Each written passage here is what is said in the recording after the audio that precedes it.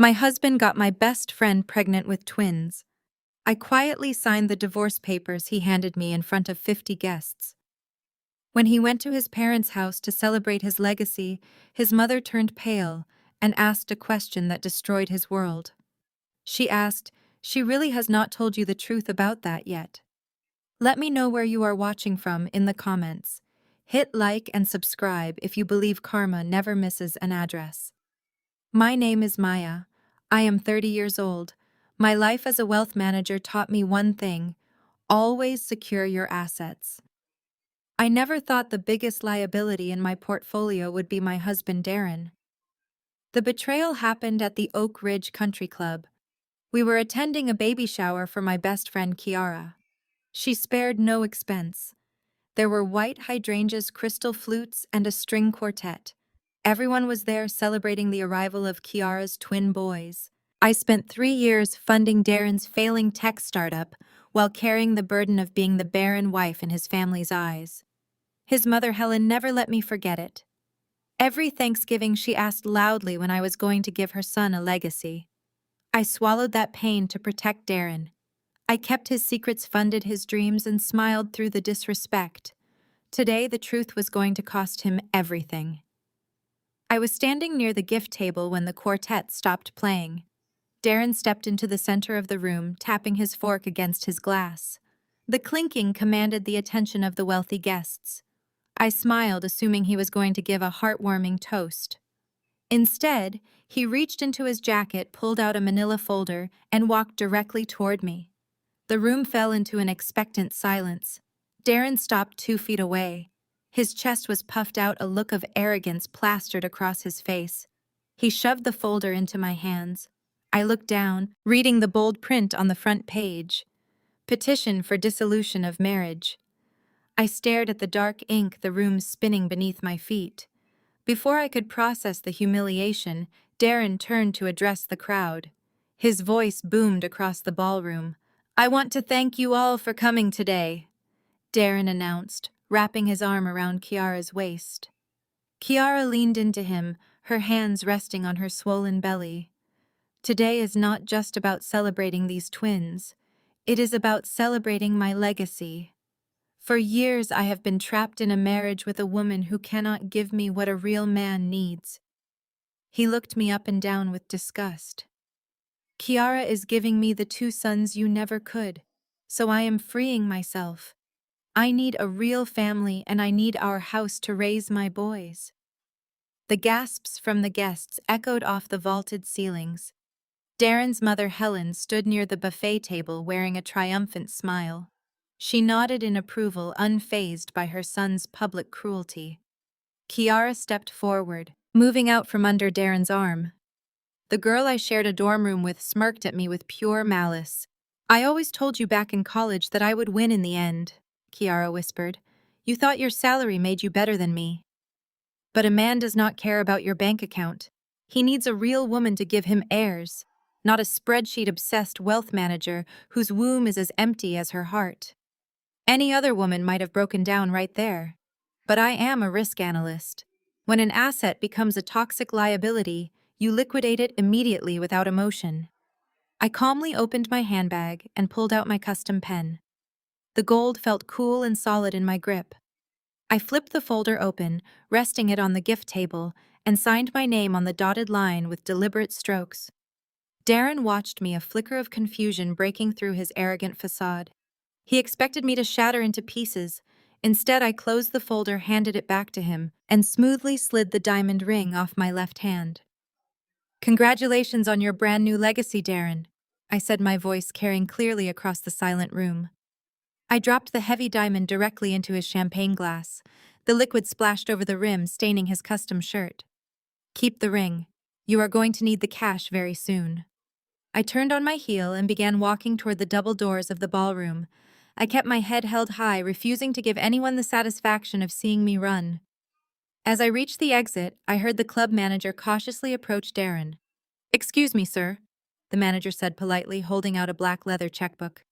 "The catering balance comes to exactly $15,000. Shall I run the card on file?"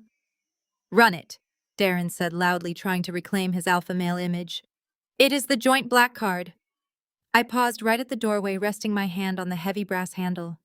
I waited, counting the seconds. 10, 9, 8, sir. The manager's voice wavered, echoing slightly in the painfully quiet room.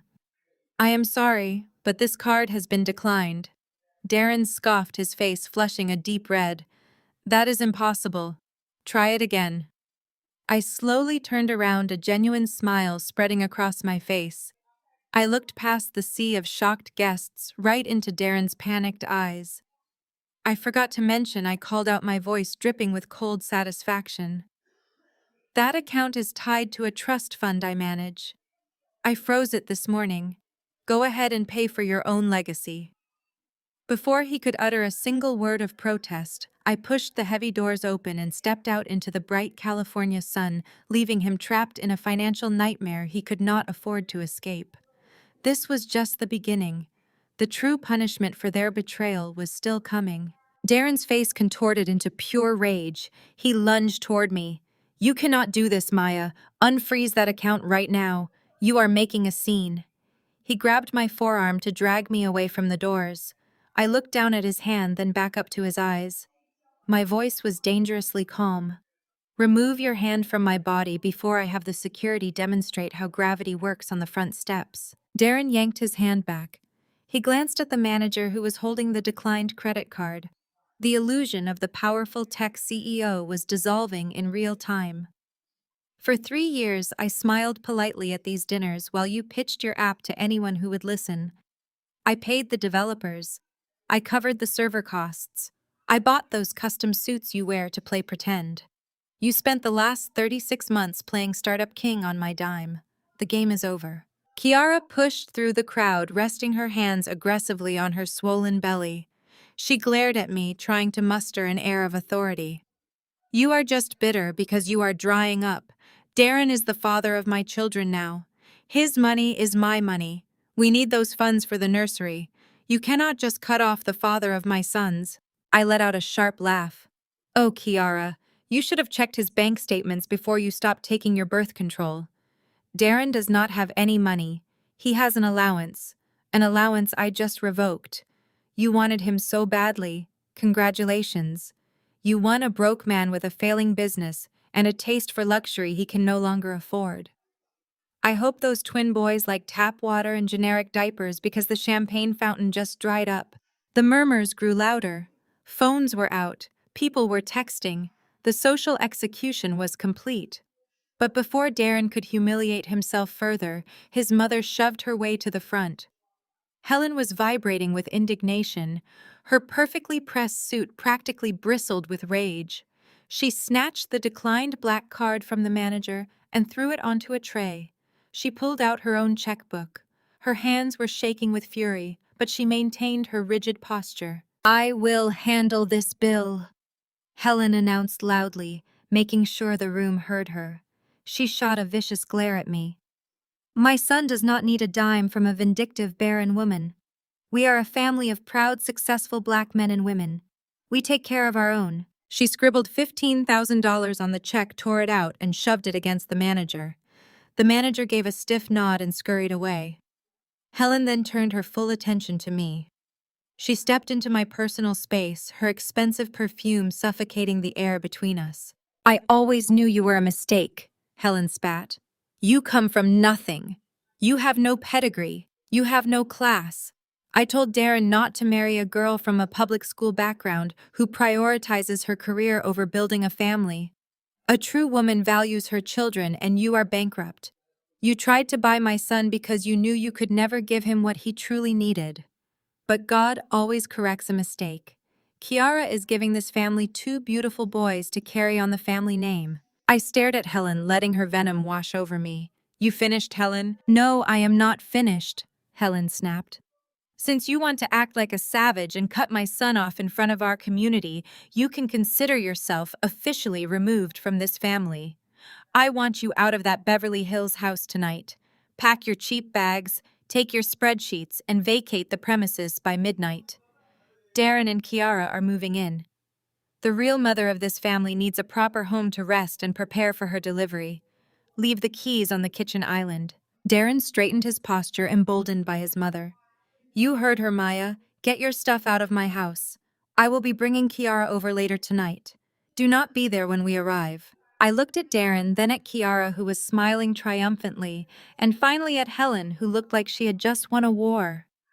I reached into my purse, pulled out my sunglasses, and slid them onto my face. The absolute delusion running through your bloodline is fascinating, I said smoothly. I stepped backward, pushing the heavy brass doors open and stepping out into the bright afternoon sun. I looked back at them one last time. See you at the house, Helen. I walked down the stone steps of the country club, signaling the valet for my car. Behind me, I heard Darren shouting at Kiara to load the gifts into his car. He was frantic, trying to regain control over a life that had just slipped through his fingers. The valet pulled my black Porsche up to the curb. I slid into the driver's seat and locked the doors. As I pulled out, I saw Darren and his mother glaring at my car. They truly believed they had won. They believed that forcing me out of the marriage meant they automatically inherited the lifestyle I had built from the ground up. They thought they were heading back to a luxury Beverly Hills mansion to start their new, perfect family life. They thought they were going to change the locks, redecorate the entire guest room, and live happily ever after on my hard work. I pressed the accelerator. The drive to Beverly Hills would take 45 minutes. That gave me enough time to call my private security firm. Darren wanted a dramatic exit, and Helen wanted to play the fierce matriarch. I was more than happy to let them play their roles right up until the exact moment I changed the locks and let harsh reality finally crash down on their heads. I pulled into the driveway of the Beverly Hills estate. My private security team was waiting by the front entrance. I stepped out of the Porsche and handed the lead guard my tablet. I wiped every smart lock and changed the gate code. Next, I walked straight into the master suite and opened Darren's custom closet. I grabbed heavy-duty black garbage bags from the utility room. I shoved his silk suits and designer clothes ruthlessly into the bags. I dragged each heavy bag out to the front lawn. I tossed them next to the rose bushes. I went inside, pulled up the live feed from the security cameras, and waited. 45 minutes later, a luxury SUV pulled up to the wrought iron gates. Darren was behind the wheel. Kiara sat in the passenger seat wearing a smug expression. Helen sat in the back looking like royalty returning to her castle. Darren rolled down his window and punched his old code into the keypad. A harsh red light blinked back at him. He punched the numbers harder, but the gate stayed completely shut. Helen yelled at him to open the gate. Darren slammed his hand against the steering wheel and honked the horn. I pressed a button on my phone, enabling the two-way intercom. "Can I help you?" I asked, my voice echoing through the speaker at the gate. Darren snapped toward the speaker. "Maya, open this gate right now. My mother and Kiara are tired and they need to go inside." I took a slow sip of my water. "This is private property." Kiara leaned over, honking the horn herself. "Stop acting crazy, Maya. Just pack your cheap clothes and leave through the back door. We have decorators coming tomorrow to turn your sad little home office into a nursery for the boys." I smiled, staring through the camera feed.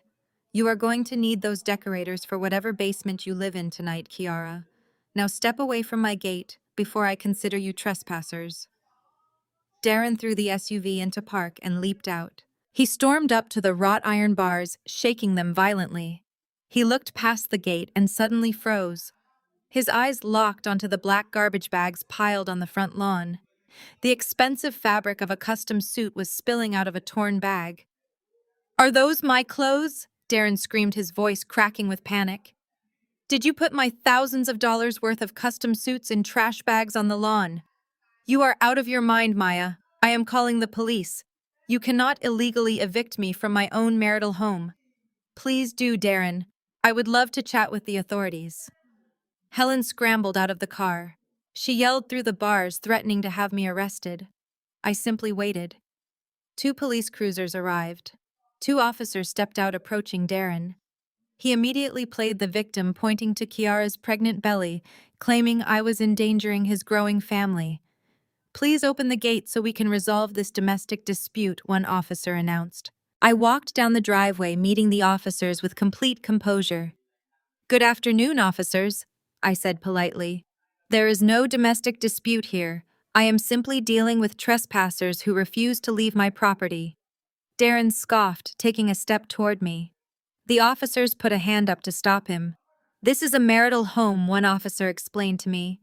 You cannot legally lock your husband out without a formal eviction notice or a court order. He has a right to be here. Helen crossed her arms, nodding vigorously. Tell her, officer. She thinks she can just throw my son out onto the street like a dog. Arrest her. I calmly pulled a certified copy of the property deed from my leather portfolio and handed it to the lead officer. This is not a marital home, officer, I explained smoothly. I bought this property 2 years before we were married. It is fully owned by a corporate holding company called Apex Financial LLC. I am the sole managing director of that LLC. Darren has never been on the deed. He has no ownership rights, no equity, and absolutely no legal right to enter this premises. The officer reviewed the document carefully. He looked up at Darren. Sir, your name is not on this deed. Darren's face turned purple with rage. That is a lie. That is a technicality. I pay half the mortgage every single month. I have the bank transfers to prove it.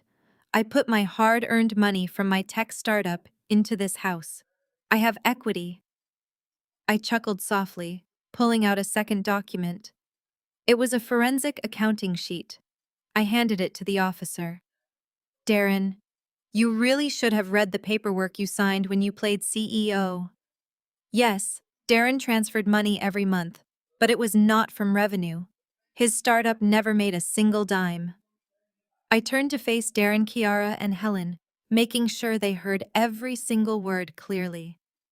You took out a $1.2 million business loan against your startup to pay your share of our lifestyle, Darren, and because your company was entirely worthless, that loan required a guarantor.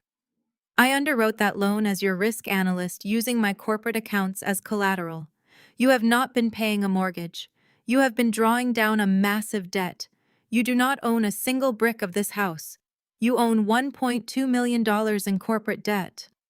Helen gasped, clutching her chest, as if she had been physically struck. Kiara's smug smile vanished, completely replaced by pure terror. The officer handed the papers back to me. Sir, he said, turning to Darren, you need to gather your bags and leave the property immediately. If you return, you will be arrested for trespassing. Get off my lawn, Darren, I commanded, turning my back on them and walking toward the door. The lead officer stepped squarely between Darren and my front porch. You heard the homeowner, sir. It is time to leave the premises immediately. Darren scoffed, pointing his finger aggressively at the officer. I am not leaving without my vehicle. That luxury SUV is mine. I bought it. I turned around, resting my hand on the heavy custom mahogany door. I shook my head slowly, giving him a look of pure pity. Apex Financial LLC bought that vehicle, Darren. It is a corporate lease under my holding company. Since your employment as a consultant for my firm has been officially terminated as of this afternoon, you no longer have company car privileges. Hand the keys to the officer right now. Darren's jaw dropped open. Helen let out a high-pitched gasp, clutching her pearl necklace. Kiara looked like she might actually faint right there on the manicured grass. You cannot strand a pregnant woman! Helen shrieked, her voice echoing down the quiet street. The officer held out his firm hand, waiting for the keys. Darren threw them onto the concrete driveway with a furious yell. I suggest you order an Uber, I offered dryly. A sudden screech of tires interrupted the chaos. A sleek crimson Range Rover swerved into the driveway, pulling up aggressively right behind the police cruisers. The driver's side door flew open before the car even fully stopped.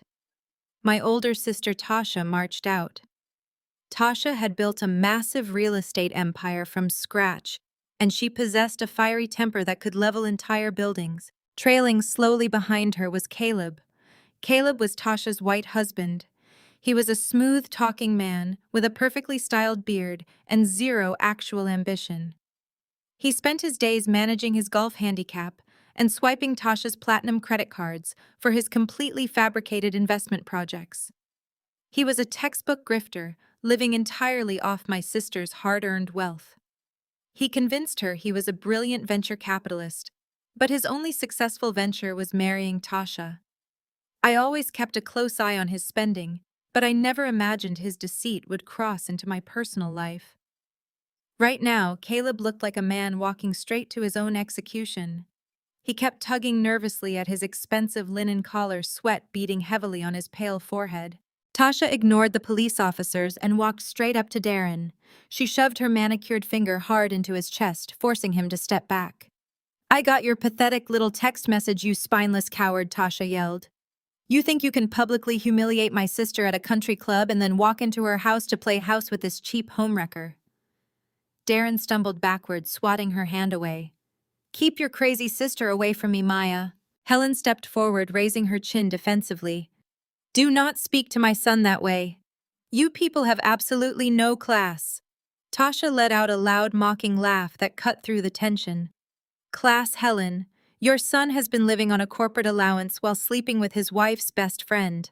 Point to the class in this specific situation, because all I see is a broke man, a delusional mother, and a pregnant mistress who is about to be waiting for a bus on the sidewalk." Kiara glared at Tasha, crossing her arms protectively over her swollen belly. "You are just as bitter and empty as your sister," Kiara snapped. "Darren is a real man. He is giving me 2 beautiful twin boys. We do not need Maya's money to build a real family." While Tasha and Kiara exchanged venomous insults, my professional risk analyst instincts kicked into overdrive. I tuned out the loud noise and observed the raw physical data right in front of me. Caleb was standing near the edge of the driveway, violently shifting his weight from foot to foot. He refused to look anywhere near Kiara. His pale skin was flushed a deep mottled red, and he was swallowing hard every few seconds. When Kiara proudly mentioned her twin boys, Caleb physically flinched. It was a microscopic reaction, but I caught it instantly.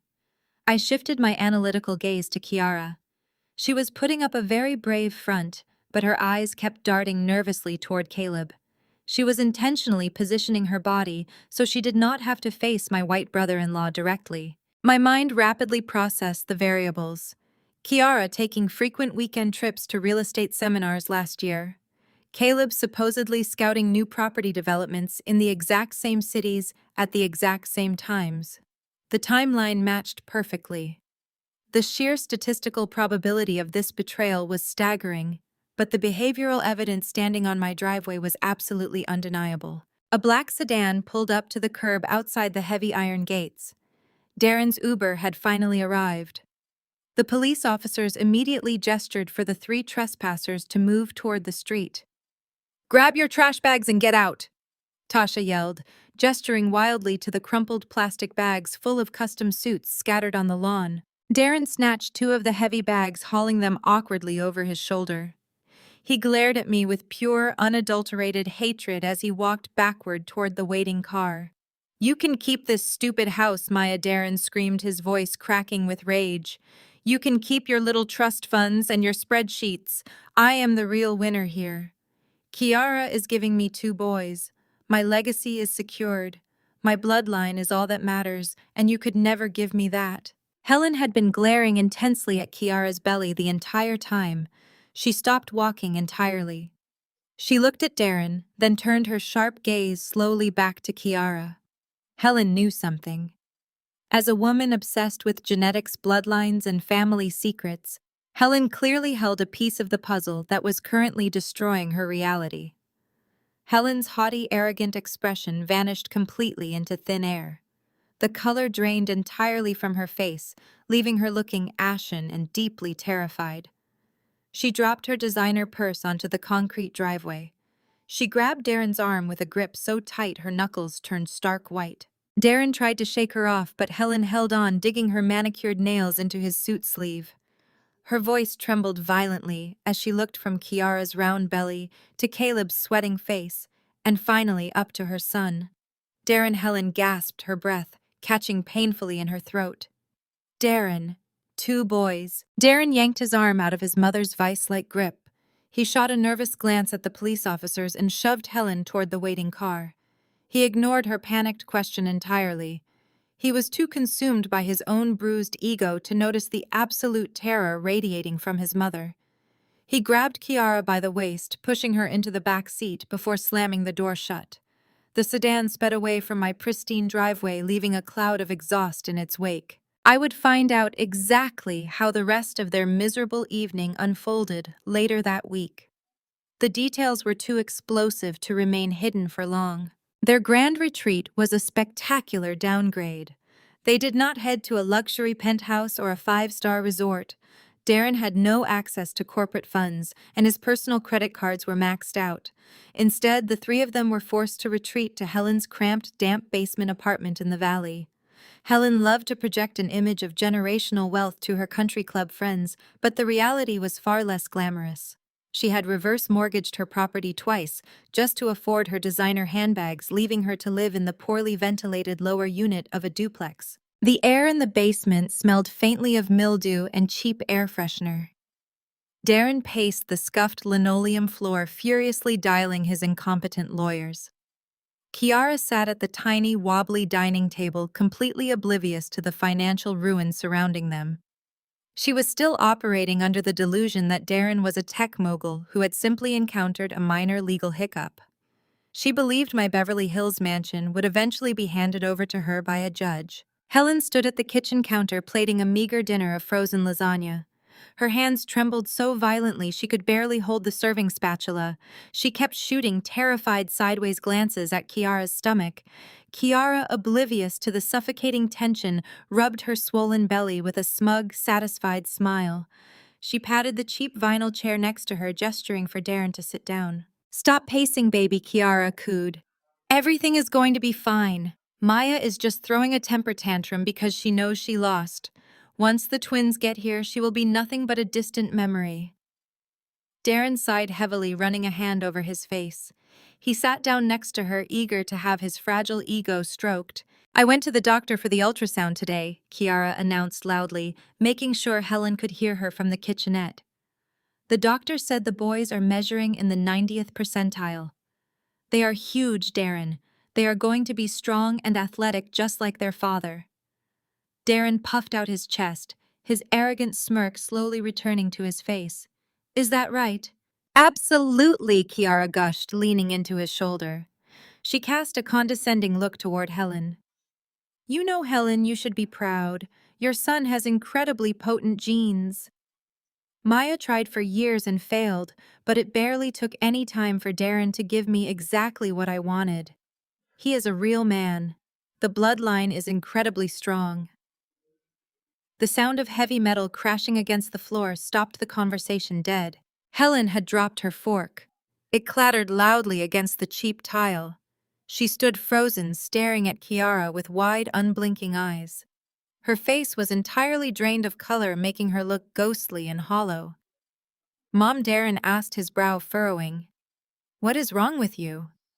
Helen did not answer him. She marched across the tiny dining area, grabbed Darren by the collar of his expensive ruined shirt, and yanked him forcefully out of his chair. "Hey," Darren protested, stumbling forward. Helen did not let go. She dragged her grown son across the room, shoved him into the tiny galley kitchen, and slammed the flimsy wooden door shut behind them. The small space offered zero soundproofing, but Helen was too panicked to care. "What the hell is your problem?" Darren hissed, straightening his collar. Helen backed him against the refrigerator. Her eyes were wild, darting around as if searching for an escape route. "Did you use a clinic?" she demanded, her voice an urgent, raspy whisper. "Did you two go to a fertility doctor? Did you use a donor?" Darren looked at her like she had completely lost her mind. "A donor? What are you talking about?" "Answer the question," Darren, Helen snapped, hitting his chest with the back of her hand. "Did she conceive those babies naturally?" Darren let out a loud, arrogant laugh. "Of course she conceived naturally. I do not need a clinic to do my job, Mom. I am perfectly capable. It happened organically just a few weeks after we started sneaking around. I gave her exactly what Maya could not handle. I told you my genes are strong." The sound of the slap echoed like a gunshot in the tiny kitchen. Darren's head snapped to the side. He stumbled sideways, catching the counter to keep his balance. A bright red handprint instantly bloomed across his cheek. He stared at his mother in absolute shock. "Have you lost your mind?" he yelled, holding his face. Helen was weeping now. Thick black mascara tears streamed down her cheeks, ruining her carefully maintained facade. She pointed a trembling, manicured finger directly at his face. "You arrogant, stupid fool!" Helen sobbed, her voice cracking under the weight of a 30-year-old secret. "You do not have potent genes. You do not have strong bloodlines. What are you talking about?" Darren demanded, his voice dropping a full octave as panic finally began to set in. "When you were 14 years old, you caught a terrible case of the mumps," Helen cried, stepping closer to him. "You had a severe internal complication. Your father and I rushed you to the hospital in the middle of the night. The doctors had to perform emergency surgery to save your life." Darren shook his head slowly, stepping backward until he hit the sink. No, that was just a standard procedure. You told me it was a hernia." "I lied to protect your pride!" Helen shrieked, hitting him again. "The doctors told us the truth the next morning. The damage was catastrophic and permanent. You are 100% sterile, Darren. You produce absolutely nothing. It is a medical impossibility for you to ever father a child naturally." The kitchen fell into a deafening, terrifying silence. Darren's eyes widened in absolute horror as the reality of his mother's words crashed over him. He looked blindly toward the thin wooden door separating them from the dining room, where Kiara sat happily rubbing her belly. "If you cannot have children," Helen whispered, her voice shaking with a terrifying realization, "whose babies is she carrying?" Darren stared at his mother's tear-streaked face. The faded yellow floral wallpaper of the cramped kitchenette seemed to warp and close in around him. His chest heaved violently. He gripped the edge of the chipped faux granite countertop as his knees threatened to buckle beneath his weight. A sharp ringing pierced his ears, drowning out the hum of the old refrigerator. He opened his mouth to speak, but no sound came out. He was hyperventilating. Short, panicked gasps of air rattled in his throat as the foundation of his entire identity shattered into a million jagged pieces. Helen grabbed his shoulders. Her acrylic nails dug painfully into his expensive tailored shirt. She desperately tried to shush him, casting terrified glances toward the thin wooden door. She pleaded with him to keep his voice down, terrified that Kiara would hear the truth. Why Darren finally choked out his voice, a ragged, desperate wheeze. "Why would you lie to me about something like this? Why would you let me believe I was fine?" Helen covered her mouth with a trembling hand. Her mascara was smeared into dark, bruised shadows under her eyes. "I had to protect you, Darren," she whispered frantically. "You were the golden boy of our church community. Pastor Miller was always preaching about fruitful marriages and strong patriarchs. How could I let the congregation whisper about my son? How could I let them look at you with pity and call you defective? I had to protect your manhood. I forged the medical clearances for your high school sports teams. I buried the hospital records. I did it all to protect your pride." Darren pushed her away roughly. He stumbled backward, hitting the humming refrigerator. His pride. His mother had doomed him to a life of delusion just to keep up appearances at a Sunday service. He dragged his trembling hands through his perfectly styled hair, ruining the expensive cut. If he was completely sterile, then the ultrasound Kiara had just proudly paraded around the dinner table was a weapon of mass deception. His mind raced frantically, piecing together the timeline. The real estate seminars Kiara attended last year. The identical weekends Caleb spent scouting properties. The stark terror on Caleb's sweating face standing on Maya's pristine driveway just hours ago. Caleb's absolute refusal to look at Kiara's pregnant belly. Kiara insisting Darren's genes were so undeniably potent. It was not a miracle. It was a sick, twisted joke played on a gullible, arrogant fool. And then a much darker, heavier realization hit him like a runaway freight train. Maya. For 5 long years, he had subjected Maya to the grueling emotional roller coaster of trying to conceive. He had outright refused any male fertility testing, angrily claiming his genetics were impeccable and flawless. He had blamed Maya entirely. He had allowed Helen to belittle Maya at every single holiday dinner. He had sat back silently while his mother called his wife a barren career-obsessed failure who was denying him his rightful legacy. Maya had sat at those dining tables staring at her plate and taking every ounce of their cruel abuse without shedding a single tear. Did she know? The question burned in his mind like acid. Was Maya perfectly healthy all along? Was she carrying the weight of his mother's lie just to spare his feelings? Darren ripped the kitchen door open. The flimsy wood banged loudly against the drywall. Kiara looked up from the wobbly dining table, her mouth full of cheap frozen lasagna. Her smug, satisfied smile was still plastered across her face. She patted her swollen stomach proudly, ready to issue another compliment about his virility. Darren felt thick bile rise in his throat. He looked at her with pure, unadulterated disgust. He did not say a single word to her. He stormed past the table, ignoring Helen's desperate pleas echoing from the kitchenette. He grabbed the front doorknob, yanked it open, and marched out into the humid valley night. He paced the cracked, uneven concrete of the driveway, his expensive leather shoes scraping against the pavement. The damp night air did nothing to cool the suffocating heat of his humiliation. He pulled his smartphone from his pocket. His hands shook so violently, he dropped the device twice before successfully unlocking the screen. He dialed Maya's number, his heart pounding a frantic, erratic rhythm against his ribs. Across town, I sat in the profound, peaceful silence of my luxurious Beverly Hills living room. The chaos of the afternoon was completely washed away. I held a steaming mug of imported chamomile tea, letting the soothing warmth radiate through my hands. The estate was completely silent, securely locked down by my private security team. My phone vibrated on the glass coffee table, illuminating the dark room. Darren's name flashed across the screen. I let it ring 3 times before calmly swiping to accept the call. I brought the phone to my ear but remained completely silent.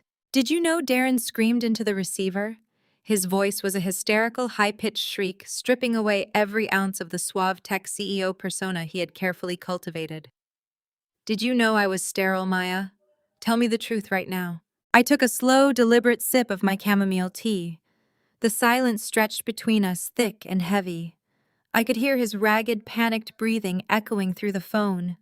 I leaned back against the plush velvet cushions of my custom sofa, crossing my legs comfortably. "I saw your medical records 5 years ago, Darren," I replied, my voice smooth, cold, and perfectly level. "I found the sealed hospital files hidden in your mother's attic when I was gathering your paperwork to set up our corporate life insurance policies. The documentation from your childhood surgery was extremely thorough." A strangled, sobbing gasp erupted from the other end of the line. "You knew," Darren choked out, his voice breaking completely. "You knew I could not have kids and you never said a word. You let me blame you." I set my teacup down on the glass table with a soft click. I took the blame for being the barren wife at every single family Thanksgiving, Darren. I sat there while your mother insulted my body, my career, and my worth as a woman. I swallowed my pride and let you play the tragic, unfulfilled patriarch just to protect your incredibly fragile pride. I knew the truth would absolutely destroy your ego. I thought protecting my husband's dignity was what a loyal wife was supposed to do. Darren let out a wretched, guttural sound. It was the sound of a man watching his entire universe burn to the ground. "But you could not just be grateful for my loyalty, could you, Darren?" I continued, my tone dropping to a sharp, icy whisper. "You had to prove your manhood. You had to go sleep with my best friend to prove you were a real man. You threw away a brilliant, loyal wife and a multi-million-dollar lifestyle for an absolute lie. You traded a Beverly Hills mansion for your mother's damp basement and a pair of twins fathered by a cheap grifter." "Maya, please," Darren begged, weeping openly into the phone. "Please, I am so sorry. I lost everything. She played me. Caleb played me. I have nothing left." I smiled, staring out the massive floor-to-ceiling windows at the sparkling city lights below. "You have exactly what you earned, Darren. Enjoy your legacy." I pressed the button ending the call and blocking his number forever. Darren stared blindly at the darkened screen of his phone. The cold valley wind whipped around him, but he felt nothing but a searing, white-hot rage. He shoved the phone into his pocket and marched back down the concrete steps toward the basement entrance. He did not bother turning the knob. He raised his heavy leather shoe and kicked the flimsy door directly near the hinges. The cheap wood splintered instantly, and the door flew open, crashing violently against the interior drywall. Kiara let out a blood-curdling scream, dropping her fork onto her plate. She pushed herself back from the wobbly dining table, her eyes wide with genuine terror as Darren stormed into the room. Helen emerged from the kitchenette, clutching a dish towel, her face pale and drawn. The stale smell of cheap frozen lasagna hung in the poorly ventilated air, creating a suffocating atmosphere of failure. Darren marched straight toward Kiara, trapping her against the cheap faux wood paneling of the basement wall. He slammed both his hands flat against the paneling on either side of her head. His face was mere inches from hers. His breath came in ragged, furious gasps. "Tell me the truth right now." Darren roared, his voice shaking the fragile light fixture overhead. Kiara flinched, shrinking back against the wall. "Darren, you are scaring me. What is wrong with you?" "Do not play dumb with me, Kiara." Darren slammed his fist against the wall again, making her jump. "My mother just confessed everything. I know about the childhood surgery. I know I am completely 100% sterile. I have known I was sterile this entire time, but my own mother hid the medical records to protect my fragile pride in her ridiculous church community. Maya knew too. She took the blame for 5 years. She let my mother tear her down just to protect my ego. So I am going to ask you one last time, Kiara. Whose babies are you carrying?" Kiara's confident, smug facade shattered completely. The color drained from her cheeks, leaving her looking sickly and hollow under the harsh fluorescent basement lights. She looked wildly from Darren to Helen, searching for a way out but finding none. She clamped her hands over her face and burst into loud, theatrical sobs. Her shoulders heaved as she played the ultimate victim. "I did it for you, Darren." Kiara wailed, tears streaming rapidly down her face. "I did it because I loved you so much." Darren's jaw clenched. "Did what for me?" "I knew you could not give me children," Kiara cried, wrapping her arms protectively around her stomach. "I suspected it months ago when you refused to go to any fertility clinics with Maya. You always made excuses and deflected the blame, but I also knew how desperately you wanted to be a father. I knew how much a legacy meant to you and your mother. I could not stand the thought of you feeling like less of a man. I could not let you carry that shame." Darren took a slow step back, his brow furrowing in confusion. "What are you saying, Kiara?" "I used a sperm donor," Kiara sobbed, dropping to her knees and grabbing Darren's hand. "I went to a private fertility clinic. I used my own savings to pay for an anonymous donor via IVF. I wanted to give you the twin boys you always dreamed of without ever forcing you to confront your medical issues. I was going to let you believe they were biologically yours forever. It was a sacrifice I made entirely out of love, Darren. I wanted to give you the perfect family." Darren stared down at her, his mind reeling. The sheer desperation in her voice sounded incredibly convincing. A tiny, pathetic spark of hope ignited in his chest. If she used an anonymous donor, she had not cheated on him. She had not slept with Caleb or anyone else.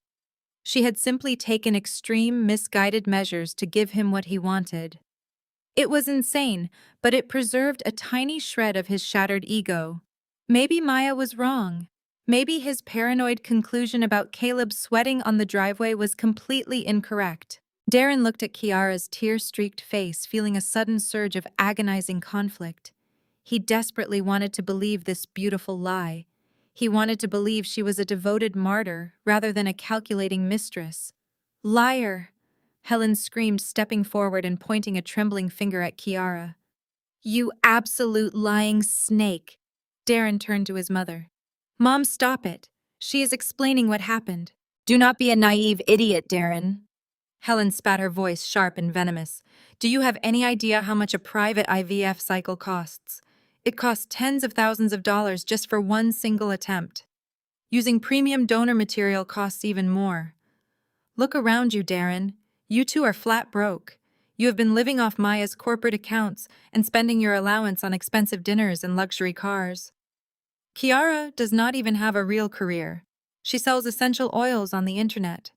Where exactly did she get $40,000 in cash to pay for a secret elite fertility clinic? Kiara scrambled to her feet, her face twisting with panic.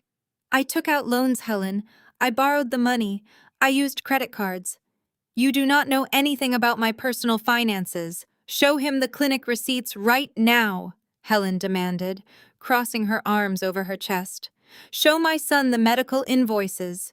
Kiara, pull up your bank statements and show us the massive payments to this supposed clinic.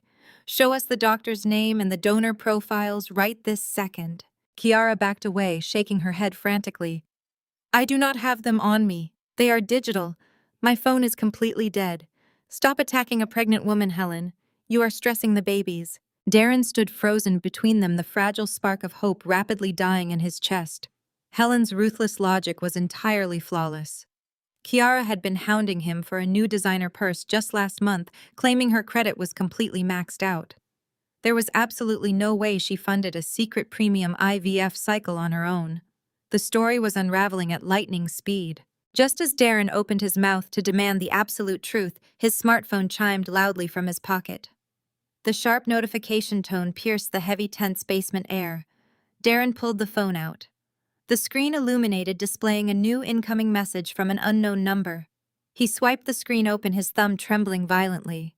It was not a text message. It was a series of high-resolution photographs. Darren tapped the first image. It was a clear, time-stamped photo of a distinctive silver Audi parked directly outside Kiara's apartment complex. He swiped to the next photo. The exact same silver Audi parked in the exact same spot, time-stamped 2 weeks later on a Friday afternoon. He swiped again. Another Friday afternoon, another clear shot of the luxury vehicle with its custom license plate in full view. Darren's blood ran ice cold. He knew that car. Everyone in their social circle knew that ridiculous custom vehicle. It was a massive financial sore spot for my sister Tasha. There was a final text message attached beneath the photos. The message simply read, I hired a private investigator the moment Caleb started expensing mysterious Friday afternoon property, scouting trips to my corporate accounts. The timeline matches your miracle pregnancy perfectly. You are welcome for the clarity, Darren, signed Maya. Darren stared at the glowing screen, the undeniable truth burning into his retinas. The silver Audi belonged to Caleb, Maya's white brother-in-law, the pathetic grifter who had been sweating profusely on the driveway just a few hours ago. Darren slowly raised his head, his eyes locked onto Kiara. The look of pure, unadulterated devastation on his face made Kiara take a terrified step backward. Darren did not scream. He did not throw a punch or hurl an insult.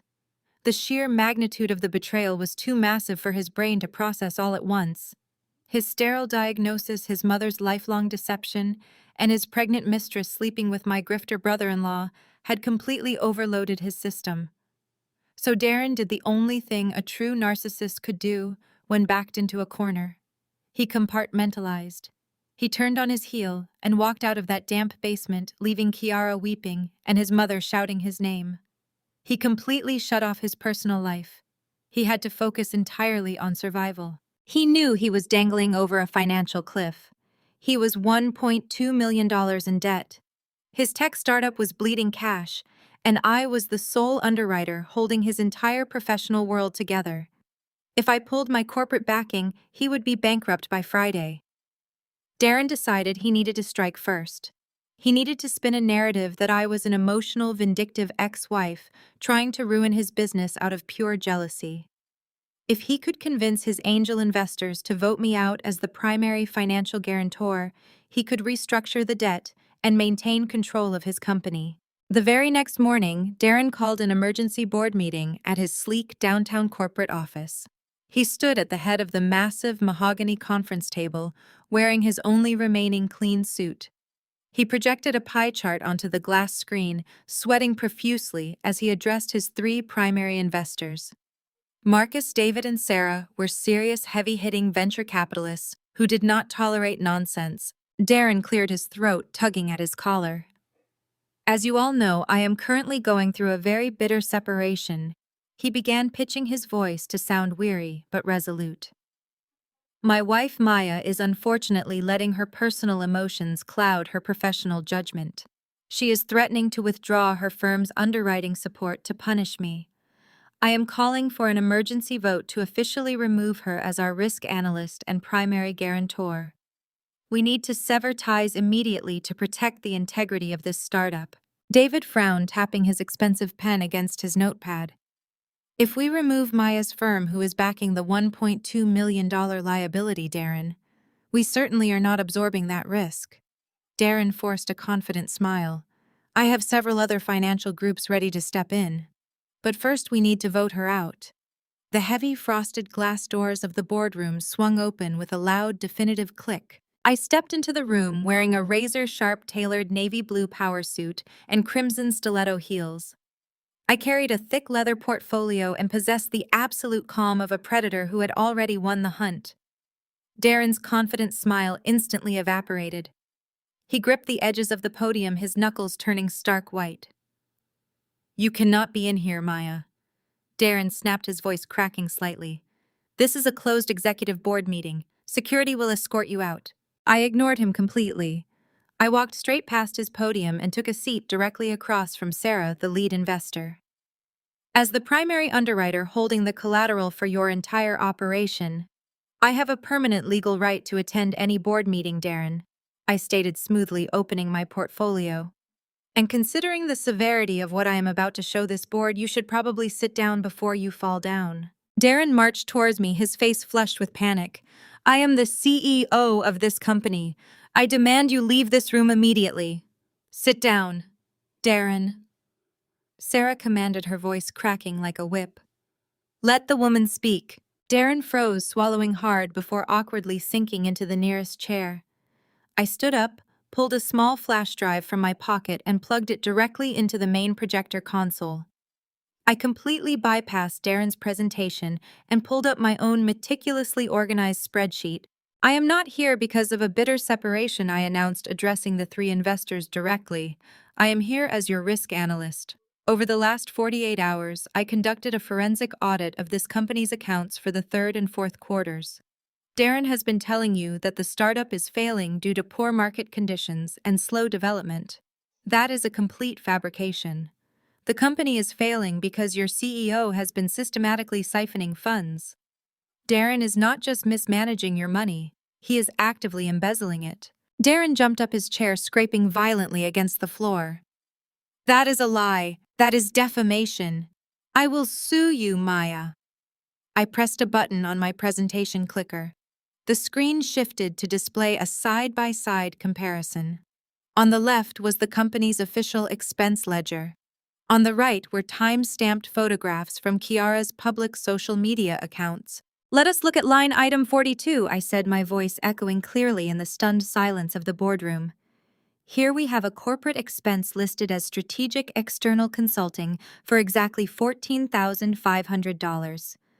Right next to it is a photo of Darren's mistress holding a limited edition Cartier handbag. She posted this photo thanking her amazing man on the exact same date the corporate funds were wired to an untraceable shell account. Marcus let out a low, sharp whistle, leaning closer to the screen. I clicked to the next slide. Here is a charge for $35,000 categorized as a team-building leadership retreat. And here is a photo of Darren and his mistress sipping vintage champagne in a private luxury cabana in Cabo San Lucas. I have tracked over $400,000 in fraudulent corporate expenses over the last 8 months. Your CEO has been funding his illicit lifestyle using your capital investments while claiming the development team needed more time to launch the product. Darren was hyperventilating now, wiping thick beads of sweat from his forehead. I can explain this, he stammered, looking desperately at David. Those were legitimate networking trips. The consulting fees were for real estate advice. She is twisting the data. Sarah slammed her hands down on the mahogany table, her eyes blazing with fury. You arrogant thief, she snarled. You used our money to buy designer purses for your mistress while telling us you could not afford to pay the engineering team. I am calling for an immediate vote, Marcus announced, his voice dangerously quiet. All in favor of stripping Darren of his title as Chief Executive Officer, effective immediately. 3 hands shot into the air without a single second of hesitation. Darren slumped back into his chair, all the color draining from his face. He looked like a deflated, empty shell of a man. "You cannot do this to me," he whispered. "I built this company." "You destroyed this company, Darren," I corrected him, snapping my portfolio shut. "And because you committed intentional fraud to secure those funds, the corporate veil is officially pierced. You are no longer protected by the LLC. I am calling in the debt. You are now personally liable for the $1.2 million. Enjoy explaining your networking trips to the federal authorities." I turned on my heel and walked out of the glass boardroom, leaving Darren drowning in his own manufactured ruin. The heavy doors sealed shut behind me, cutting off his panicked shouting and the angry demands of his former investors. I stepped into the private elevator, pressing the button for the parking garage. The smooth descent mirrored the steady, icy calm settling over my mind. Darren was handled. He was officially stripped of his power, buried in millions of dollars of personal debt, and facing imminent federal fraud charges. But my work was only half finished. My phone buzzed in my pocket with a calendar reminder. Sunday brunch at Tasha's house. It was time to deal with the other half of this pathetic equation. Driving up to Tasha and Caleb's immaculate suburban colonial house always felt like entering a carefully curated television set. The lawn was perfectly manicured, without a single blade of grass out of place. The pristine silver Audi Caleb's pride and joy sat gleaming in the driveway, catching the late morning sun. I parked my car and walked up the bluestone path, my heels clicking sharply against the pavement. Tasha opened the door, wearing a designer apron over her expensive cashmere sweater, beaming with genuine, unbothered happiness. She pulled me into a tight hug, smelling of expensive perfume and roasted garlic. Caleb stood right behind her, the picture-perfect, supportive white husband. He held a silver tray of freshly poured mimosas, wearing a sickeningly sweet smile and a pressed linen shirt. He greeted me warmly, completely unaware of the corporate bloodbath I had just orchestrated downtown. He handed me a crystal flute, playing the gracious host, while subtly asserting his dominance in his expensive home. He looked so relaxed, so incredibly secure in his stolen lifestyle. He truly believed he had gotten away with it. He believed Darren was the only one going down in flames. We moved to the sunlit dining room where a massive spread of artisanal pastries, roasted vegetables, and imported cheeses awaited us. Tasha chattered happily about her upcoming charity gala and her latest interior design projects, completely oblivious to the lethal tension radiating off me. I took a slow, deliberate sip of my mimosa, nodding and smiling at all the right moments. I let the conversation drift naturally toward family gossip, waiting for the perfect opening to spring the trap. Caleb leaned back in his plush dining chair, crossing his arms with a smug, satisfied sigh. "I heard Darren is living in Helen's damp basement," Caleb remarked, shaking his head with mock sympathy. "What an absolute disaster. I cannot believe a guy with his resources let his life fall apart so quickly. It is honestly embarrassing." I kept my expression perfectly blank, masking the surge of pure predatory thrill. "It is a tragedy," I agreed smoothly, setting my crystal glass down on the mahogany table. "And to make matters worse, I hear Kiara is having an absolutely brutal pregnancy." Tasha gasped, covering her mouth with her manicured hand. "Oh no, that poor girl. Being pregnant in a basement sounds like a nightmare. What is wrong?" I leaned forward, resting my elbows on the table, feigning a look of deep, sympathetic concern. I told them I had spoken to a mutual friend who ran into Helen at the grocery store. I fabricated a detailed story about Helen complaining bitterly that Kiara could not keep any real food down. I spun the lie effortlessly, adding vivid, realistic details. I claimed Kiara was suffering from severe morning sickness and could only stomach dry wheat toast and strawberry ice cream. I shook my head, looking directly at Caleb. Helen said Kiara throws up all night and demands Darren drive out to the 24-hour pharmacy at 3 in the morning to find the specific brand of strawberry ice cream she craves. It sounds utterly exhausting for everyone involved. Caleb scoffed loudly, rolling his eyes as he reached across the table to butter a warm croissant. That is not even remotely true, he dismissed, waving his silver butter knife in the air. She hates strawberry ice cream. She says it tastes like cheap cough syrup. The only thing she can keep down right now is kosher dill pickles dipped in crunchy peanut butter. She makes Darren buy those huge industrial jars from Costco because she goes through them so fast. The dining room fell completely silent. The only sound was the soft hum of the central air conditioning and the distant chirping of birds outside the bay window. Tasha looked up from her plate, blinking in mild confusion. She tilted her head, looking at her husband with an innocent, puzzled expression. "How on earth do you know that, Caleb?" she asked, her voice light and entirely devoid of suspicion. "Did Darren call you to complain about his midnight grocery runs?" The color instantly drained from Caleb's face.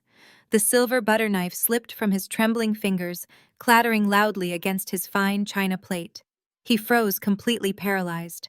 His eyes darted frantically from Tasha's oblivious smiling face to my cold, calculating stare. The realization hit him like a physical blow to the chest. He had just corrected me with hyper-specific intimate knowledge of another woman's bizarre pregnancy cravings. He had casually dropped a detail only someone spending significant time with Kiara or communicating constantly with her would possess. He opened his mouth, but no sound came out. His jaw worked silently as he desperately searched for an excuse. I held his gaze, my expression completely flat, letting him silently drown in his own monumental stupidity. The panic radiating from him was palpable. "I ran into Darren at the hardware store earlier this week." Caleb finally stammered out, his voice pitching an octave higher than normal. He looked exhausted. "We talked for a few minutes in the parking lot, and he was complaining about the pickle cravings. That is all." Tasha bought the flimsy, desperate lie immediately. She nodded, returning her attention to her mimosa and laughing about the weird things pregnancy does to the human body. A few minutes later, Tasha excused herself to check on the quiche baking in the oven. The exact second the kitchen door swung shut, Caleb was out of his chair. He crossed the dining room in 3 massive, frantic strides and grabbed my upper arm. His grip was bruising. He dragged me roughly out of the dining room and into the adjacent hallway, completely out of Tasha's sight. His charming, supportive husband facade vanished entirely. He was replaced by a cornered, desperate animal. He shoved me back against the expensive silk wallpaper, his face flushed with panic and rage. "You need to back off, Maya," he hissed, his voice a venomous, trembling whisper. "I do not know what sick psychological game you are playing today, but you need to stay out of my business. If you breathe a single word of your insane conspiracy theories to Tasha, I swear to God I will ruin you. I will take everything you have built." I looked down at his hand gripping my arm. Then I looked up into his terrified, sweating face. I did not flinch. I did not pull away. I simply smiled, a slow, terrifying smile. "Tick-tock, Caleb," I whispered, my voice dropping to an icy, deadly register. "The due date is approaching." I left Caleb standing in the hallway, suffocating on his own terror, and calmly returned to the dining room to finish my mimosa.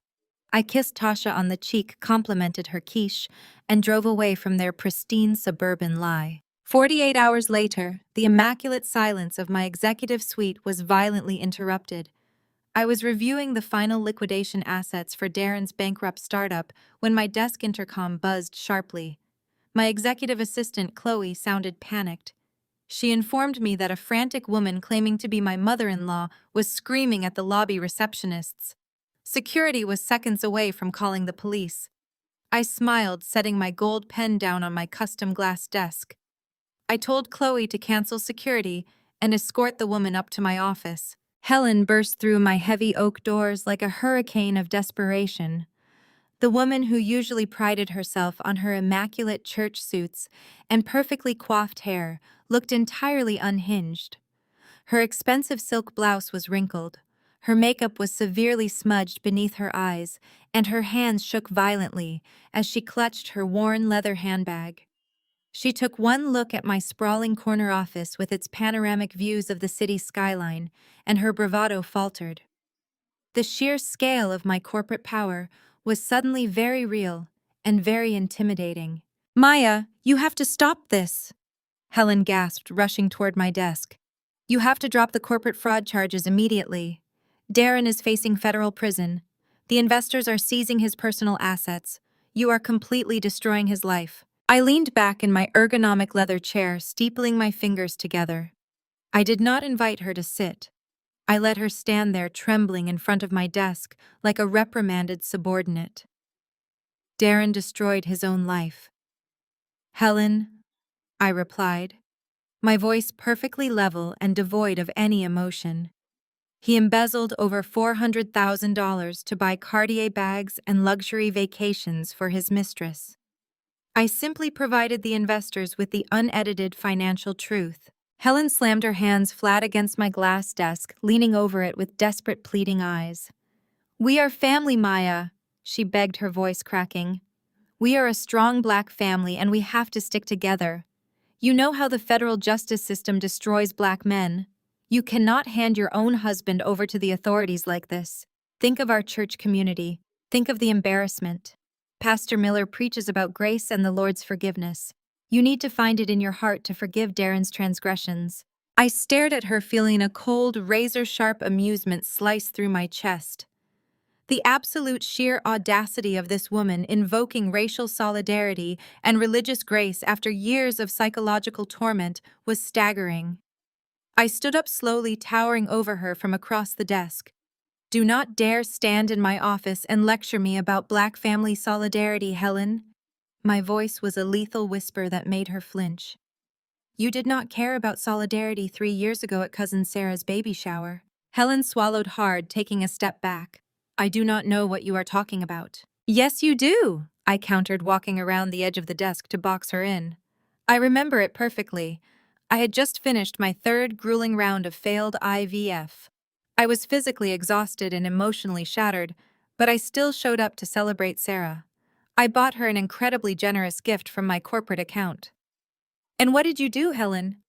You waited until the entire church congregation was seated in the living room. You waited until every single elder and auntie was paying attention. Then you loudly announced that I was trying to buy affection because I was too broken to produce a child of my own. You looked me up and down and called me a cheap ghetto rat who thought corporate money could buy class. Helen looked at the floor, her shoulders sagging under the weight of her own cruelty. Maya, that was just family banter. I was upset that Darren did not have an heir. You deliberately humiliated me while I was bleeding from fertility treatments. I snapped, my tone cutting through her pathetic excuses. You allowed me to take the blame for Darren's sterility for 5 entire years. You forged his high school sports medical clearances to protect his ego and fed me to the wolves. You have no moral high ground left, Helen. You are standing in the wreckage of your own toxic pride. Helen sank into one of my guest chairs, burying her face in her hands. She began to weep loudly, her sobs echoing against the floor-to-ceiling windows. Please, Maya, she wailed. I have absolutely nothing left. Darren's startup is gone. He is drowning in over $1 million of debt. Kiara is demanding money we do not have for these babies. If Darren goes to federal prison, he will not survive. I will do whatever you want. I will get on my knees and beg for your forgiveness. Just give us time. Give him a chance to find new investors and pay the money back. I walked back around to my chair and sat down smoothly. I opened the top drawer of my desk and pulled out a thick, legally binding contract. I placed it squarely in the center of the glass surface. I am not a monster, Helen, I said softly, sliding a gold pen across the desk toward her. I am willing to offer you a temporary lifeline. This is a legally binding forbearance agreement. It explicitly states that my firm will officially delay the debt collection and suspend the federal fraud notifications for exactly 90 days. It gives Darren 3 months of absolute breathing room. Helen looked up, her tear-filled eyes widening with desperate, frantic hope. She reached out and grabbed the gold pen, her hands shaking so hard she nearly dropped it. Thank you, Maya, she sobbed. Oh, thank you. I promise you Darren will pay back every single cent. What are the repayment terms? I placed my hand firmly over the signature line, stopping her before she could sign. I do not want Darren's empty promises, I stated, my eyes locking onto hers with a predatory gleam. I want full unrestricted access. Access to what Helen asked, blinking in confusion. I leaned forward, resting my elbows on the contract. I will sign this 90-day delay on one non-negotiable condition. I get full unbothered access to the delivery room when Kiara goes into labor. I want to be standing right next to her bed when those twin boys are born. Helen recoiled, staring at me as if I had just grown a second head. Why on earth would you want to be in the delivery room, Maya? That is a deeply private family moment. Kiara would never agree to having her husband's ex-wife watching her give birth. It is completely inappropriate. You will make her agree. I commanded, my tone leaving absolutely no room for debate. You will tell Kiara that my presence in that delivery room is the only thing keeping the father of her children out of a federal penitentiary. You will ensure I have a front row seat to the birth of Darren's legacy. If you refuse, I make the phone call to the authorities right now and Darren is arrested before dinner. Helen stared at the contract, trapped in a nightmare of her own making. She had absolutely no leverage. She had no money, no power, and no other options. She did not understand my true motives, but she understood the very real threat of federal prison hanging over her precious son's head. With a trembling, defeated hand, Helen pulled the contract toward her. She pressed the gold pen to the paper and hastily scribbled her signature across the bottom line, sealing the devil's bargain. I pulled the document back, inspecting the signature with a satisfied nod. I knew exactly why I needed to be in that delivery room. I wanted to be standing front and center when Kiara delivered two completely white babies. I wanted to watch Helen and Darren's entire universe spontaneously combust when they realized the golden twins belonged to Caleb. You made the right choice, Helen, I murmured, slipping the contract back into my desk drawer. I will see you at the hospital. 7 weeks later, the stifling summer heat broke, giving way to a torrential downpour. The fluorescent lights of the fourth-floor maternity ward buzzed with a sterile, maddening hum. Darren paced the scuffed linoleum floor of the waiting area. His expensive leather shoes squeaked sharply with every frantic turn. His tie was loosened, his collar unbuttoned, and his eyes were bloodshot from severe lack of sleep. Helen sat rigidly in a stiff vinyl corner chair, clutching her worn leather Bible. Her lips moved in rapid, silent, desperate prayer. The heavy scent of hospital antiseptic and stale vending machine coffee hung thick in the air. Kiara had gone into premature labor. The twin boys were coming early, and the entire fragile house of cards was about to collapse. The heavy double doors of the maternity ward hissed open. I stepped into the waiting room wearing a perfectly tailored emerald green trench coat over a crisp white sheath dress. My designer heels clicked against the linoleum with the rhythmic, lethal precision of a ticking metronome. I looked immaculate, untouched by the storm outside or the emotional wreckage inside.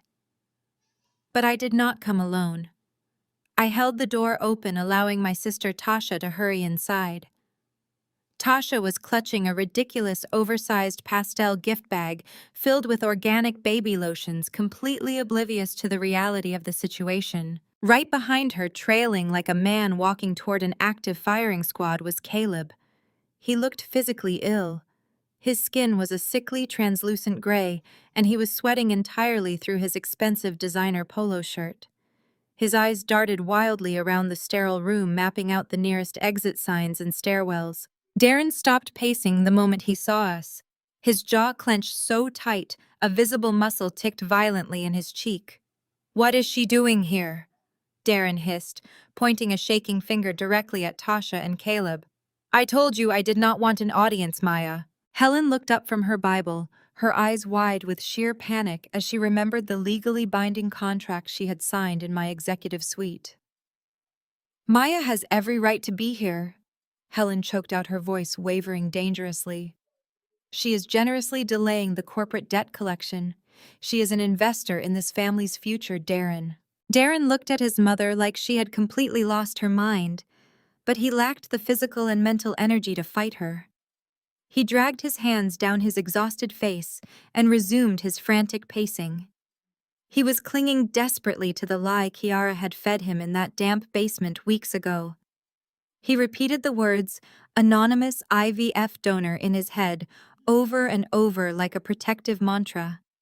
If the babies were truly from an expensive elite fertility clinic, he could somehow salvage his shattered pride.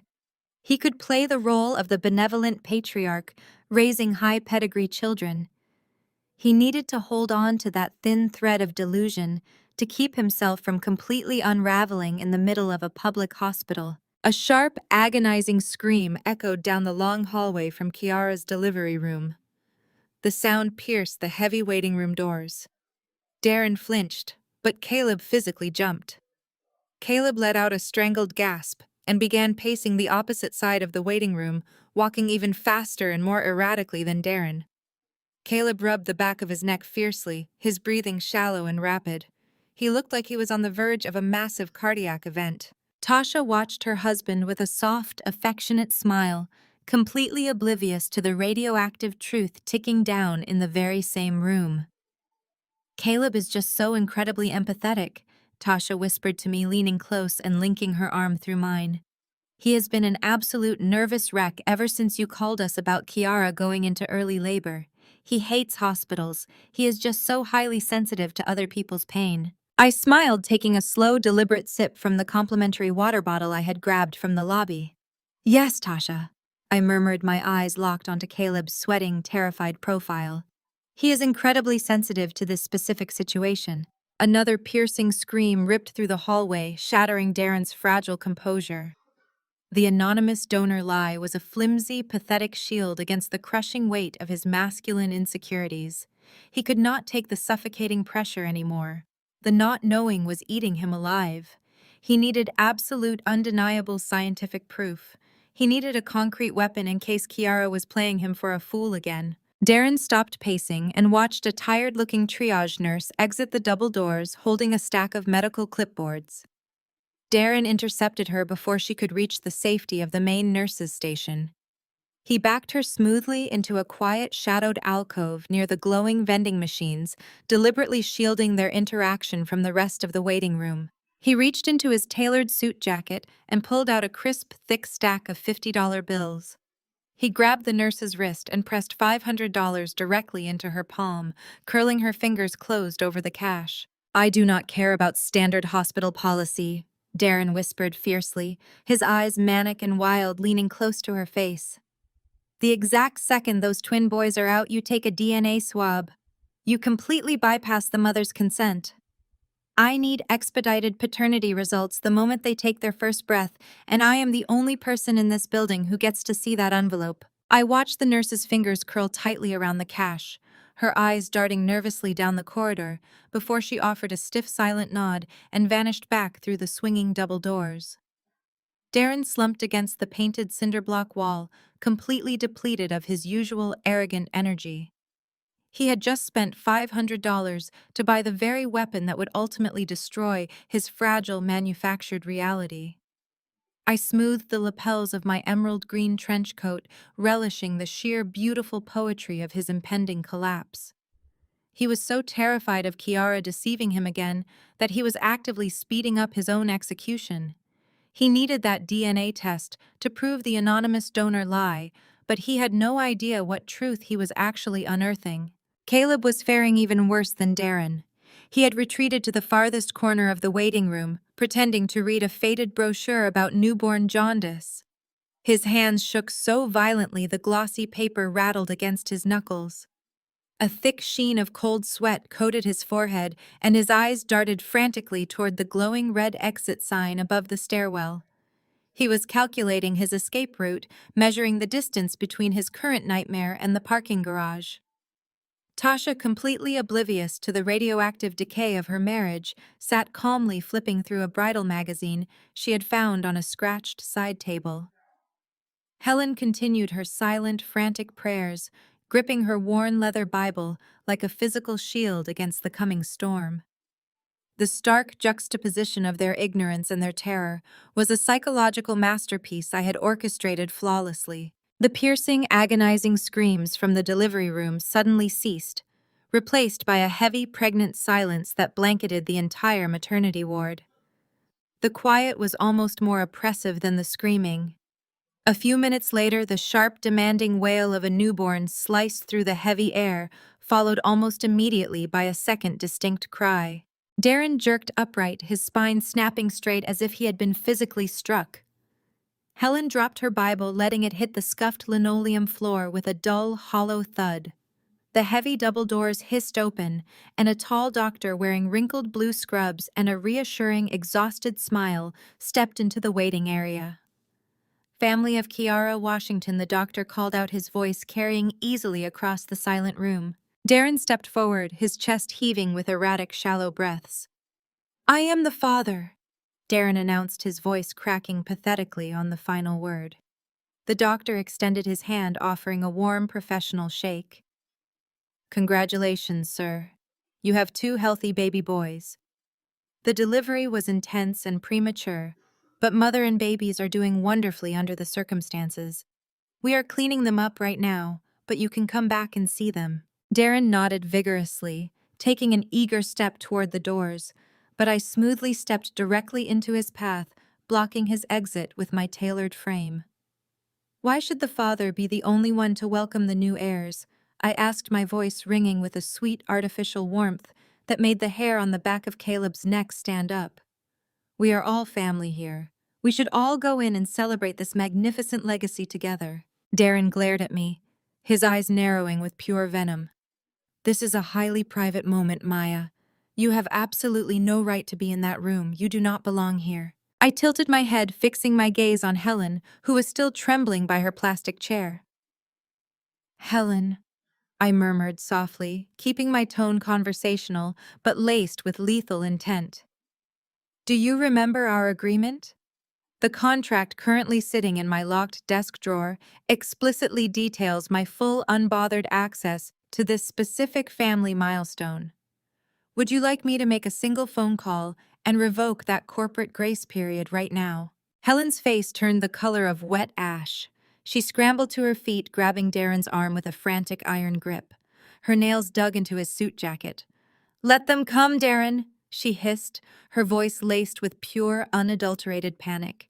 "She is right. We are all family. We need to be together. Let her come." Darren looked at his mother in utter disbelief, but the sheer terror in her widened eyes forced him to yield. He ground his teeth together, his jaw popping audibly, and nodded sharply. I turned to Tasha and Caleb, offering a bright, enthusiastic smile. "Come along, you two," I chirped, gesturing toward the hallway. "You definitely do not want to miss this." Tasha linked her arm through Caleb's, dragging him forward with cheerful force.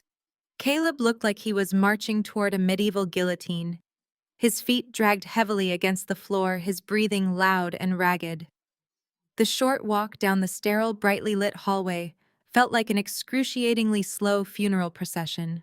We entered the delivery room as a group. Kiara lay propped up against the stiff hospital pillows, looking exhausted but undeniably triumphant. Her dark hair was matted with sweat against her forehead, but she wore a smug, satisfied smirk. She looked at Darren, then at Helen, completely believing she had just successfully secured her meal ticket for the next 18 years. She thought she had won the ultimate prize. She shot me a look of pure aggressive venom, clearly wondering why the discarded ex-wife was crashing her victory parade. But then Kiara's eyes shifted and landed on Caleb, hovering nervously in the doorway. Her smug smile faltered instantly. A flicker of genuine raw panic flashed across her face, breaking her confident facade into a million jagged pieces. She swallowed hard, gripping the edge of her hospital blanket. The triage nurse, the exact same one Darren had bribed out in the hallway, wheeled 2 clear plastic bassinets toward the side of the hospital bed. "Here are your beautiful boys," the nurse announced, her voice cheerful and loud as she positioned the bassinets directly under the bright, warm overhead lights. Darren stepped forward first, his hands trembling visibly as he gripped the edge of the plastic carts. Helen crowded in right beside him, holding her breath in anticipation. Tasha leaned over my shoulder, cooing with genuine excitement at the tiny bundles. I stood perfectly still, anchoring myself to the floor, watching the exact moment their entire universe broke apart. The nurse gently pulled back the striped hospital receiving blankets. The baby on the left was beautiful. He had a rich, warm complexion perfectly matching Kiara's skin tone and a head of thick, dark curls. He slept peacefully, entirely oblivious to the heavy toxic tension filling the room. Then the family shifted their gaze to the second bassinet. The baby on the right was strikingly, shockingly different.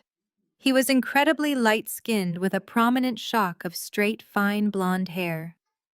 As the sudden movement of the blanket disturbed his sleep, the infant opened his eyes, revealing piercing, brilliant green irises. He was not a strategic blend of an anonymous, expensive donor and Kiara. He was a flawless, undeniable carbon copy of the man standing frozen in the doorway.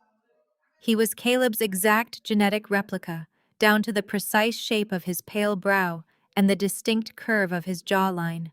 The entire room froze in a deadly, suffocating silence. The silence stretched so taut it felt like the sterile air would shatter like glass. No one breathed. Darren stared at the impossibly pale infant with the blonde hair and emerald eyes, his brain violently rejecting the image in front of him. He opened his mouth, but his vocal cords were entirely paralyzed. Beside him, Helen swayed heavily on her feet, gripping the edge of the bassinet so hard her knuckles turned the color of bone. She stared at the infant as if a demon had just materialized in the plastic tub. Caleb was backed into the far corner of the delivery room, pressing his spine against the cold, painted cinder block wall. He looked like he was trying to magically phase through the drywall and disappear into the hospital corridor. Sweat poured down his face, staining the collar of his expensive polo shirt. Kiara looked down at the twin boys, her chest heaving in panicked, erratic jerks. She had gambled everything on the unpredictable roulette of genetics, and she had lost in the most spectacular, visually undeniable way possible. The lie of the anonymous elite fertility donor evaporated the exact second that second child opened his distinctly familiar eyes. Tasha stood behind me, blinking rapidly, trying to make sense of the genetic impossibility resting in the hospital bassinet. She tilted her head, her brow furrowed in innocent confusion. The heavy tension was violently punctured by the sharp squeak of rubber soles against the linoleum floor. The triage nurse pushed back through the swinging double doors, clutching a single sealed white envelope. She did not make eye contact with anyone in the room. She walked straight to Darren and shoved the envelope against his chest, fulfilling her $500 bribe. She spun on her heel and practically sprinted back out of the room, letting the heavy doors swing shut behind her. Darren grabbed the envelope with shaking hands. The paper crumpled under his frantic grip as he ripped the top open, tearing the flap entirely in half. He pulled out the single sheet of thick hospital-grade paper. The rapid preliminary DNA results were printed in bold black ink. Darren stared at the center of the page. His eyes scanned the exact same line over and over again, unable to force the reality into his fractured mind. 0% probability of paternity. A strange animalistic sound tore from Darren's throat. It was a guttural mix of a sob and a roar. The paper slipped from his trembling fingers, fluttering slowly to the sterile hospital floor like a white flag of surrender. He lunged toward the hospital bed, his previous exhaustion entirely erased by a sudden explosive surge of adrenaline and raw, unadulterated fury. "Who is it?" Darren screamed, the force of his voice rattling the plastic bassinets. His face turned a dark mottled purple, the veins in his neck bulging violently against his skin. "Who did you sleep with, Kiara? Tell me the truth right now. Who is the father?" Kiara shrank back against the stiff hospital pillows, throwing her arms up to shield her face. She was weeping hysterically, her previous smugness completely obliterated by sheer terror. It was a mistake, she sobbed, her voice cracking under the weight of her own deception. "It meant nothing, Darren.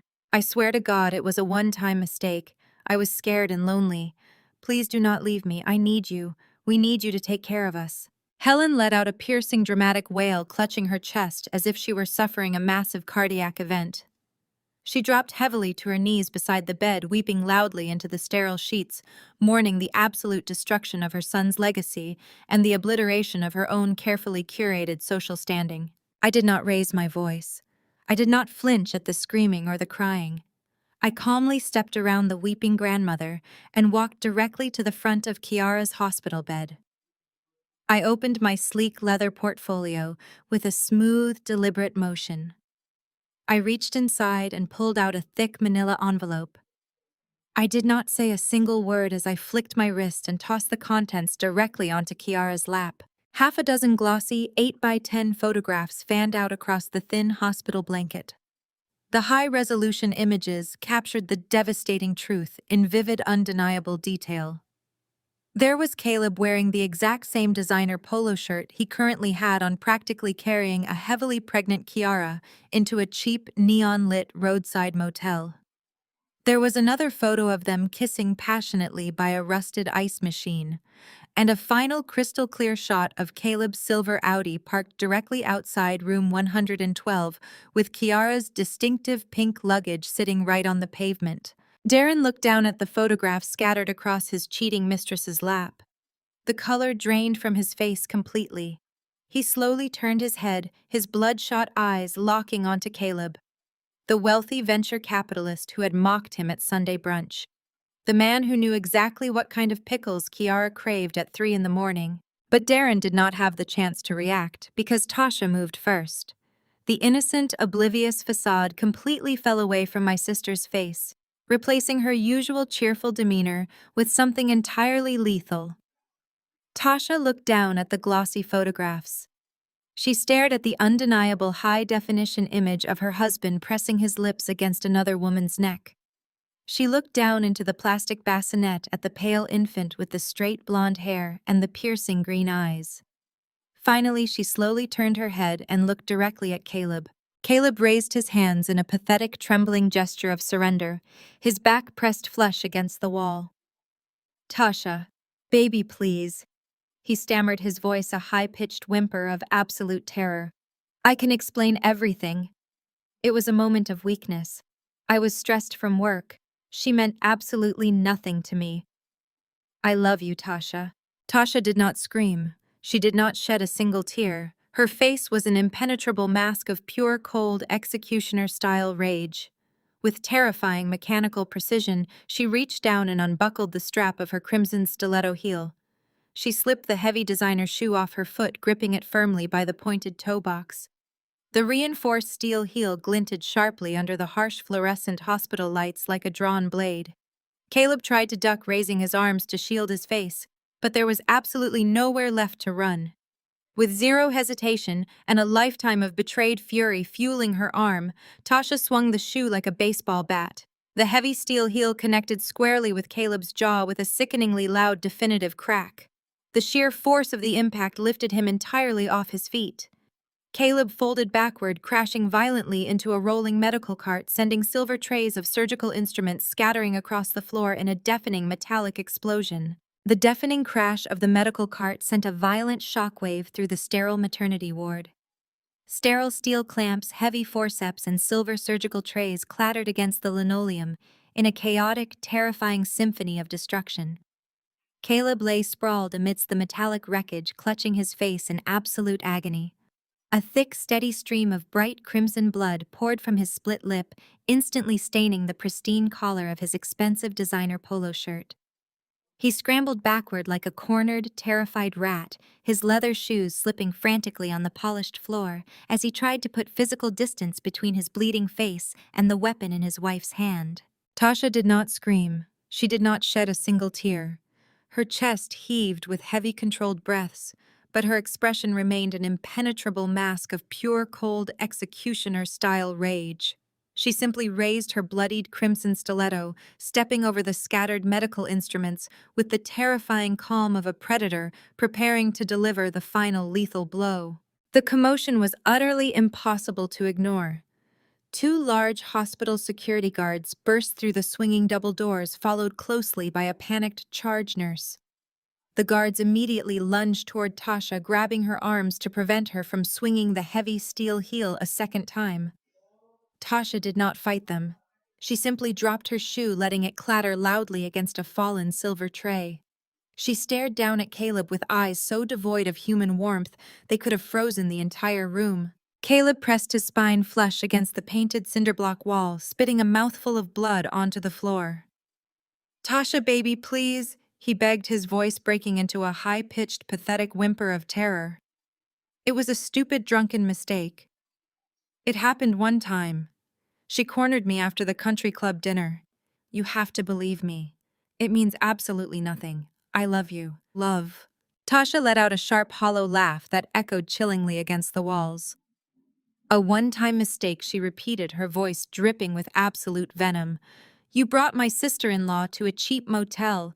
You fathered a child with the woman sleeping in my brother's bed. You sat at my dining table, eating the food I cooked, smiling directly in my face while you knew that baby carried your DNA. You are not just a cheater, Caleb. You are a disgusting, spineless coward. She turned her back on him, completely dismissing his pathetic existence. Across the room, Kiara was losing her mind. The protective illusion she had so carefully constructed was burning to ash right in front of her eyes. She threw off her hospital blankets completely, ignoring the IV lines pulling taut against her pale skin. "Darren, please look at me," Kiara shrieked, reaching out with trembling, desperate hands. "I love you. I want to build a life with you. We can still be a family. You can still raise them as your own. No one else has to know the truth. We can pay Caleb to walk away. We can fix this. Please do not leave me." Darren did not look at her. He could not look at her. He stood entirely paralyzed, his expensive tailored suit hanging awkwardly on his rigid frame. The full crushing weight of his colossal stupidity crashed down on him like a physical blow. He had meticulously orchestrated his own absolute ruin. He had manipulated, gaslit, and ultimately discarded Maya, a fiercely loyal, brilliantly successful woman who had built a massive corporate empire alongside him. He had traded massive wealth, genuine respect, and a secure, flawless future for a cheap, thrilling affair with his sister-in-law. And his grand prize for that ultimate, unforgivable betrayal was this exact moment. He was standing in a public hospital, realizing he had thrown away a queen to play house with a manipulative liar who had used him as a convenient, wealthy shield to hide her affair with his own brother-in-law. The sheer magnitude of his humiliation burned through his veins, replacing his blood with liquid fire. He was not a powerful, commanding patriarch. He was the ultimate fool. The pathetic punchline to a universally humiliating joke. Helen could not process the nightmare unfolding around her. The proud matriarch of the Washington family, the woman who valued her pristine social standing and her front-row church pew above oxygen itself, completely unraveled. She collapsed heavily into the stiff vinyl visitor chair beside the bed, clutching her chest as if her heart were physically tearing in half. "Lord, have mercy on this broken house!" Helen wailed, rocking back and forth with her eyes squeezed shut. The absolute wicked shame of it all. What will the congregation say? What will the pastor think when this gets out? Our good name is entirely ruined. Our legacy is destroyed. My only son raising a bastard child from his sister's husband. It is a generational curse. We are cursed. She buried her face in her hands, sobbing uncontrollably into her palms, mourning the violent, sudden death of her carefully curated social empire. The security guards were actively pushing Caleb out into the hallway, ignoring his desperate, frantic pleas to speak with his wife. The charge nurse was urgently checking Kiara's monitors, trying to force the hysterical, screaming woman back into her hospital bed. The room was a hurricane of screaming, crying, and sheer raw panic. And right in the center of the storm, I stood perfectly still, untouched by the wreckage. The realization of his massive, catastrophic failure finally broke Darren completely. His legs gave out entirely. He dropped to the floor, hitting the hard linoleum with a heavy, dull thud. He did not look at Kiara. He did not look at his weeping mother. He locked his bloodshot, terrified eyes directly onto me. He began to crawl. He dragged himself across the floor, moving past the scattered medical tools and the drops of Caleb's blood. He scrambled toward me, his expensive slacks scraping loudly against the dirty hospital tiles. "Maya," he choked out, his voice cracking into a pathetic, desperate sob. He reached up and grabbed the hem of my emerald green trench coat, clinging to the tailored fabric like a drowning man holding onto a life raft. Tears streamed down his cheeks, mixing with the cold sweat coating his face. "Maya, please." I was wrong. I was so incredibly wrong. She tricked me. She played me for an absolute fool. I did not know. I swear to God, I did not know. He squeezed the fabric of my coat, burying his wet face against my knees. We can fix this, Maya. We can go back. I will sign whatever you want. I will give you whatever percentage of the company you demand. We built that empire together. You are my wife. You are the only one who ever truly loved me. Please, Maya. Please take me back. Do not leave me here with this mess. I am begging you. I looked down at the broken, pathetic man clinging to my legs.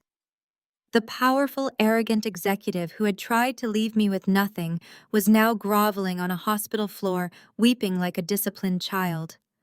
I did not feel pity. I did not feel sadness. I felt nothing but absolute clinical disgust. I reached down and firmly grasped his wrists.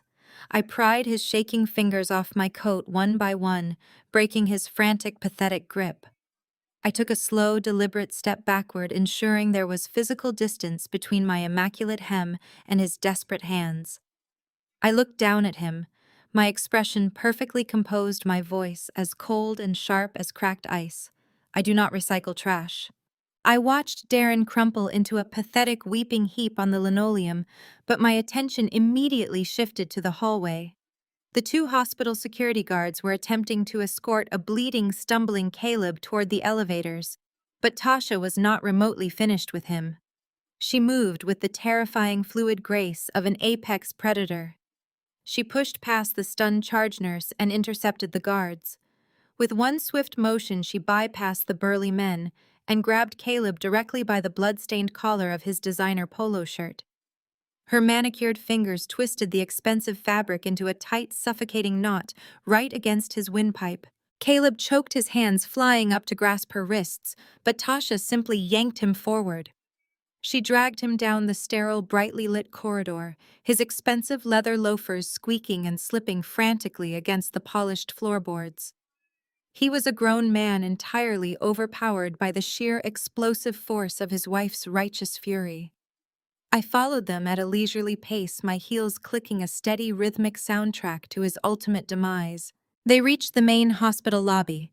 The vast open space was crowded with waiting families and triage nurses. Caleb saw the audience and immediately calculated his escape. He threw himself backward, ripping his collar from Tasha's grip, and stumbled toward a fresh pair of security guards stationed near the sliding glass entrance doors. "Help me!" Caleb gasped, spitting a mouthful of blood onto the pristine lobby floor. He raised his hands, cowering against the security desk, playing his role with sickening precision. "She is out of her mind. She just assaulted me in the maternity ward. Call the police right now. She is dangerous." He was weaponizing his tears, leaning heavily into his white privilege, hoping the guards would look at a bleeding, affluent man and an angry black woman and immediately make the arrest. The two guards stepped forward, their hands resting on their utility belts, their expressions hardening as they moved to intercept Tasha. Tasha did not flinch. She did not raise her voice. She simply squared her shoulders and unleashed a verbal execution so precise and legally devastating it stopped the guards dead in their tracks. "If you lay a single finger on me, I will personally ensure this hospital faces a multi-million-dollar civil rights lawsuit before midnight," Tasha stated, her voice echoing through the silent lobby with absolute lethal authority. "I am Tasha Washington, senior partner at Sterling and Vance. That man is my husband. He just confessed to fathering a child with my sister-in-law. He tripped and fell into a medical cart during a highly emotional family dispute. There was no assault. There is zero video evidence of an assault. If you detain me without cause, I will own this entire building and your pensions by Friday." The guards froze, exchanging uncertain, nervous glances. Tasha's designer clothes, her perfect posture, and her terrifyingly fluent legal jargon completely dismantled Caleb's manufactured victim narrative. She was not a hysterical spouse. She was a corporate titan who knew exactly how to wield the law like a scalpel. The guards slowly backed away, lowering their hands and effectively leaving Caleb entirely at her mercy. Caleb stared at the retreating guards, his last desperate line of defense evaporating. Tasha stalked toward him, backing him directly into the heavy glass of the automatic sliding doors. The sensors triggered and the doors hissed open, letting in a blast of hot, humid summer air and the loud drumming of the torrential rain outside. Tasha grabbed him by the lapels again, slamming his back against the vibrating glass pane. "You really thought you were smart, Caleb," she hissed, her voice dropping to a dangerous, serrated whisper. "You thought you could marry into my family, secure my bank accounts, and then play house with Kiara on my dime. You thought my money made you invincible." Caleb shook his head frantically, blood smearing across his chin. "Tasha, please, it is our money. We are married. I have rights. We can go to counseling." Tasha let out a sharp, genuinely amused laugh. "Our money," she repeated, mocking his desperate plea. "Did you hit your head too hard on that cart, Caleb? Do you suffer from selective amnesia? Let me remind you exactly who you were when I found you. You were a broke, pathetic bartender pouring cheap drinks to pay off $60,000 in credit card debt. You drove a rusted sedan and lived in a studio apartment with 3 roommates." She reached into her sleek leather purse and pulled out her smartphone, tapping the screen with sharp, aggressive strikes. "You signed an ironclad pre-nuptial agreement 4 days before our wedding." Tasha continued, shoving the glowing screen directly into his face. "I drafted it myself. There is a very specific, incredibly detailed infidelity clause. If you cheat, you walk away with exactly what you brought into this marriage. 0. Caleb stared at the screen. It was an email from Tasha's private banker, confirming that all joint accounts had been frozen and his secondary credit cards were officially canceled. His eyes widened in absolute sheer horror. "You get no alimony," Tasha listed off, ticking the items on her fingers. "You get 0 equity in the downtown condo. You get absolutely no access to my investment portfolios. You do not get a single dime of my corporate bonuses. You are entirely legally and financially liquidated." "Tasha, you cannot do this." Caleb begged, his voice cracking into a high-pitched whine. "I have nothing. I cannot survive without you. What am I supposed to do?" Tasha smiled, a cold, terrifying expression that sent a shiver down my spine. She reached into the pocket of Caleb's ruined slacks and pulled out the heavy silver key fob to the Audi parked in the hospital garage. The car she had paid for entirely in cash. Caleb reached for the keys, but Tasha easily sidestepped him, grabbing him by the shoulder and shoving him hard through the open sliding doors. Caleb stumbled out into the pouring rain, hitting the wet concrete curb on his hands and knees. The torrential downpour instantly soaked through his clothes, washing the blood down his neck in diluted pink streams. Tasha stood beneath the dry hospital awning, staring down at the pathetic, shivering mess of a man she had once called her husband. She held the silver key fob up, studying it in the harsh exterior lighting. "Please," Caleb sobbed, kneeling in the puddles on the pavement. "I need the car. I need to get home." "You do not have a home," Tasha stated flatly. "The locks on the condo are being changed right now by my private security team." She turned her head and looked at the large, rusted metal storm grate set into the concrete curb just a few feet away. With a casual flick of her wrist, she tossed the silver key fob into the air. It arced beautifully through the rain and dropped straight down through the heavy iron slats, plunging into the dark, rushing sewage water below. Caleb let out a strangled cry, crawling toward the drain and pressing his bleeding face against the wet metal grates, desperately trying to see the keys that were already gone. Tasha looked down at him, crossing her arms over her chest. "You wanted to play the generous, wealthy patriarch, Caleb," she said, her voice cutting cleanly through the sound of the falling rain. "You wanted to build a legacy with my brother's sloppy seconds. Well, congratulations, you are officially a father." She turned around, preparing to walk back into the dry, brightly lit hospital lobby. "Walk to the bus stop," Caleb, Tasha called over her shoulder, never looking back. "You have 2 newborn mouths to feed, and you are completely cut off." Exactly 1 month later, the stifling humidity of that chaotic maternity ward had been replaced by the frigid, sterile air conditioning of Courtroom 4 in the downtown civil litigation building. The heavy mahogany double doors sealed shut behind me, muffling the ambient noise of the busy courthouse hallway. I walked down the center aisle wearing a sharply tailored charcoal gray suit, my posture perfectly straight, my expression completely unreadable. I took my seat beside my attorney at the polished oak plaintiff table, placing a thick, perfectly organized leather binder in front of me. Across the aisle, sitting at the defense table, Darren looked like a hollowed-out shell of a human being. The expensive tailored suits he used to wear with such arrogant pride now hung loosely on his depleted frame. His face was gaunt, his skin a sickly pale gray, and his hands trembled slightly as he shuffled a stack of meaningless papers. Beside him sat his attorney, a notoriously sleazy, aggressively loud man named Vance, who specialized in desperate smear campaigns and dragging out messy divorces.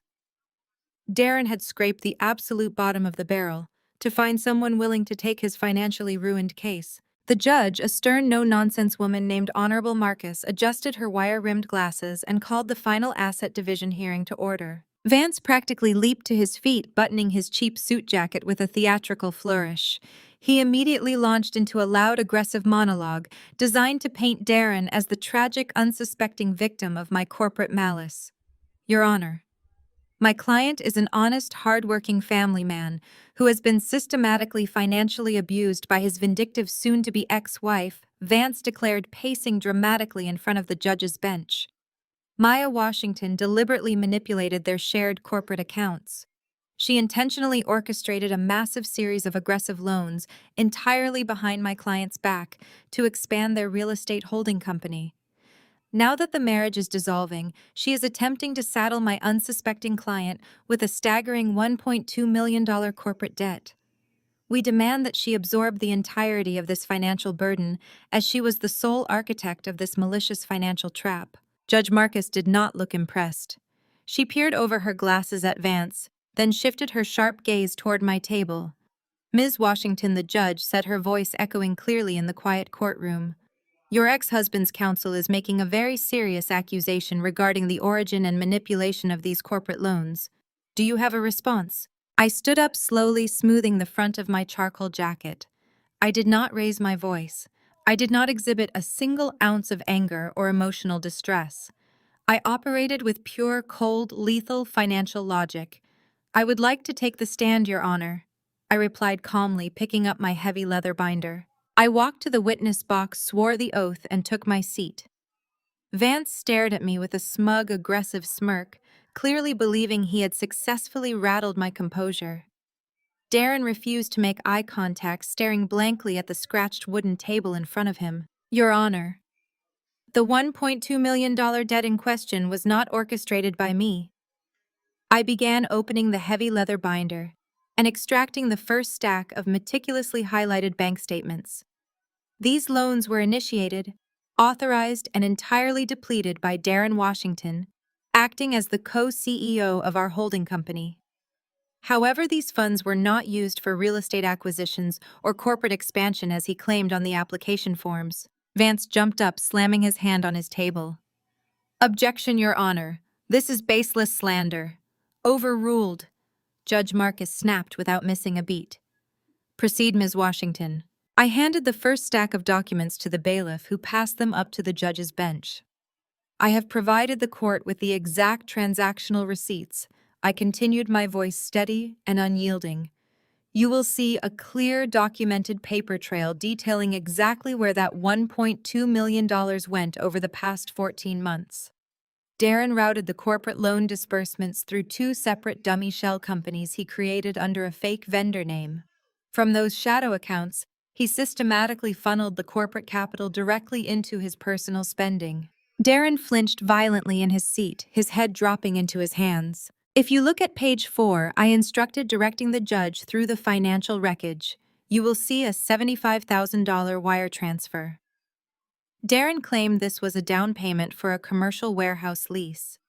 The routing numbers confirm it was actually paid directly to an elite private fertility clinic to fund his mistress's in vitro fertilization treatments. On page 9, there is a $40,000 corporate expense marked as building materials. The matching receipt proves it was used to purchase a flawless diamond tennis bracelet from a luxury jeweler. On page 17, there is a $200,000 withdrawal categorized as contractor retainer fees. The corresponding banking records prove this money was used to purchase a luxury sports car registered exclusively in Kiara's name. He drained $1.2 million of company capital to finance a secret, illegitimate second life and attempted to bury the debt in our shared corporate ledger. Vance stood frozen, his mouth hanging slightly open. He looked down at Darren, who was currently hyperventilating into his palms. Vance had absolutely no idea his client had committed massive corporate fraud. He slowly backed away from the defense table, physically distancing himself from the radioactive fallout. Judge Marcus lowered the binder.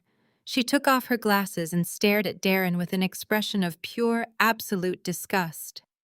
The silence in the room was suffocating. She did not need to hear another word. The paper trail was flawless, ironclad, and completely devastating. "Mr. Washington," Judge Marcus said, her voice dropping to a dangerous, icy register, "in my 20 years on the bench, I have rarely seen a display of financial deceit so incredibly brazen and deeply pathetic. You did not just betray your marriage. You actively, maliciously defrauded your own corporate entity to fund an illicit affair while simultaneously attempting to frame your innocent spouse for the resulting financial ruin." She picked up her wooden gavel, gripping the handle tightly. "I am ruling that Darren Washington is held 100% solely liable for the entirety of the $1.2 million corporate debt," Judge Marcus declared, her voice ringing with absolute finality. "Ms. Washington is completely absolved of all financial responsibility regarding these specific loans." Darren let out a strangled, pathetic gasp, but the judge was not remotely finished. Furthermore, Judge Marcus continued, leaning forward over the bench, her eyes narrowing. "Based on the overwhelming documented evidence of severe financial misappropriation, shell company creation, and corporate embezzlement presented in this courtroom today, I am officially flagging Mr. Washington's financial conduct. I am forwarding this entire binder and all associated financial records directly to the District Attorney's Office for an immediate active criminal fraud investigation." The heavy wooden gavel dropped, hitting the sounding block with a deafening crack that sealed his fate forever. Darren's credit score was instantly obliterated, his professional reputation permanently incinerated, and his freedom was now hanging by a microscopic thread. He slumped forward, resting his forehead against the defense table, weeping openly in front of the entire court. He was utterly, entirely destroyed. Exactly 1 month after the hospital room disaster, the consequences of that fateful day metastasized into a completely different judicial setting. The heavy oak doors of family court swung open, revealing a scene of utter domestic misery. Kiara sat at the petitioner table, looking exhausted and entirely drained of her former arrogance. She was wrestling with a bulky double stroller, her eyes red-rimmed from severe sleep deprivation. The reality of caring for 2 newborn infants entirely alone had rapidly aged her. She glared across the aisle at the man she had dragged into this room. Caleb looked absolutely pathetic.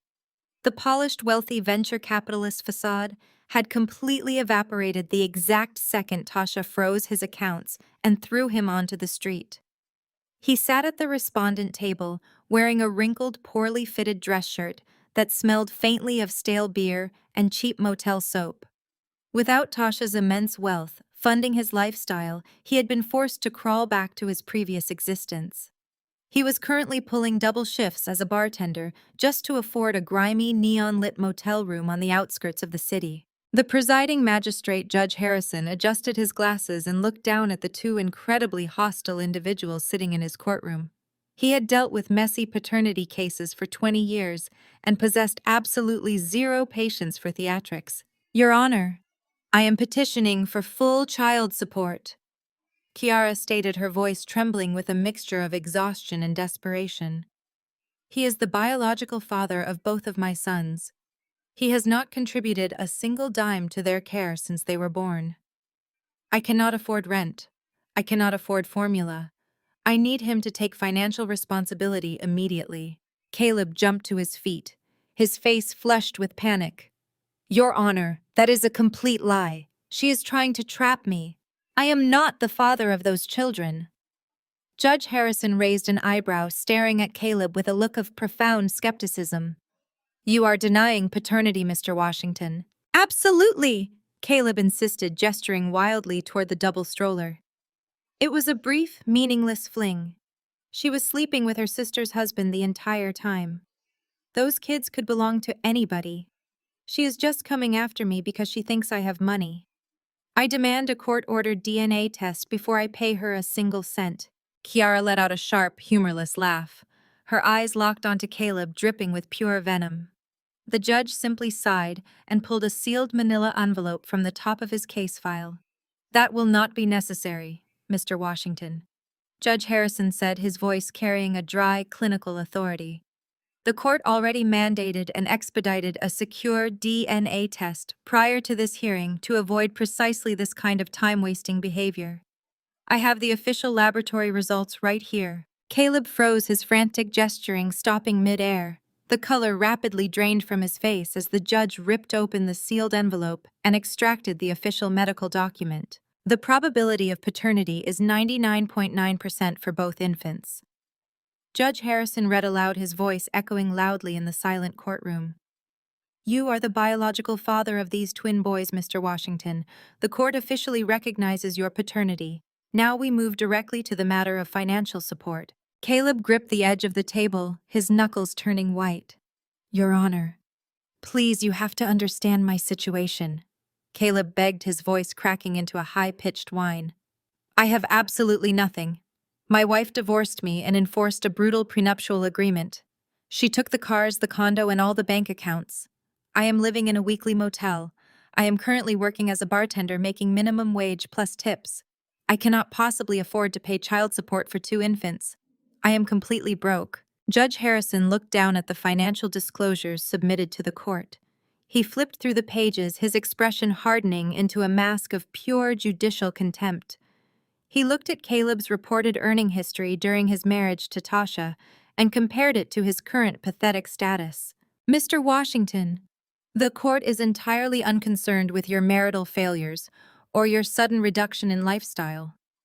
Judge Harrison stated, his voice cold and unyielding. The law requires you to support your biological children. You cannot simply deliberately underemploy yourself to avoid your financial obligations. Looking at your employment history, you have operated as a high-level consultant and venture capitalist for the past 3 years. You are a highly capable, able-bodied man. Therefore, I am not calculating your child support based on your current minimum wage bartending shifts. Caleb's eyes widened in absolute horror as he realized exactly what the judge was about to do. I am applying the doctrine of imputed income, Judge Harrison declared, raising his wooden gavel. I am calculating your mandatory child support payments based on your established earning capacity, not your current voluntary poverty.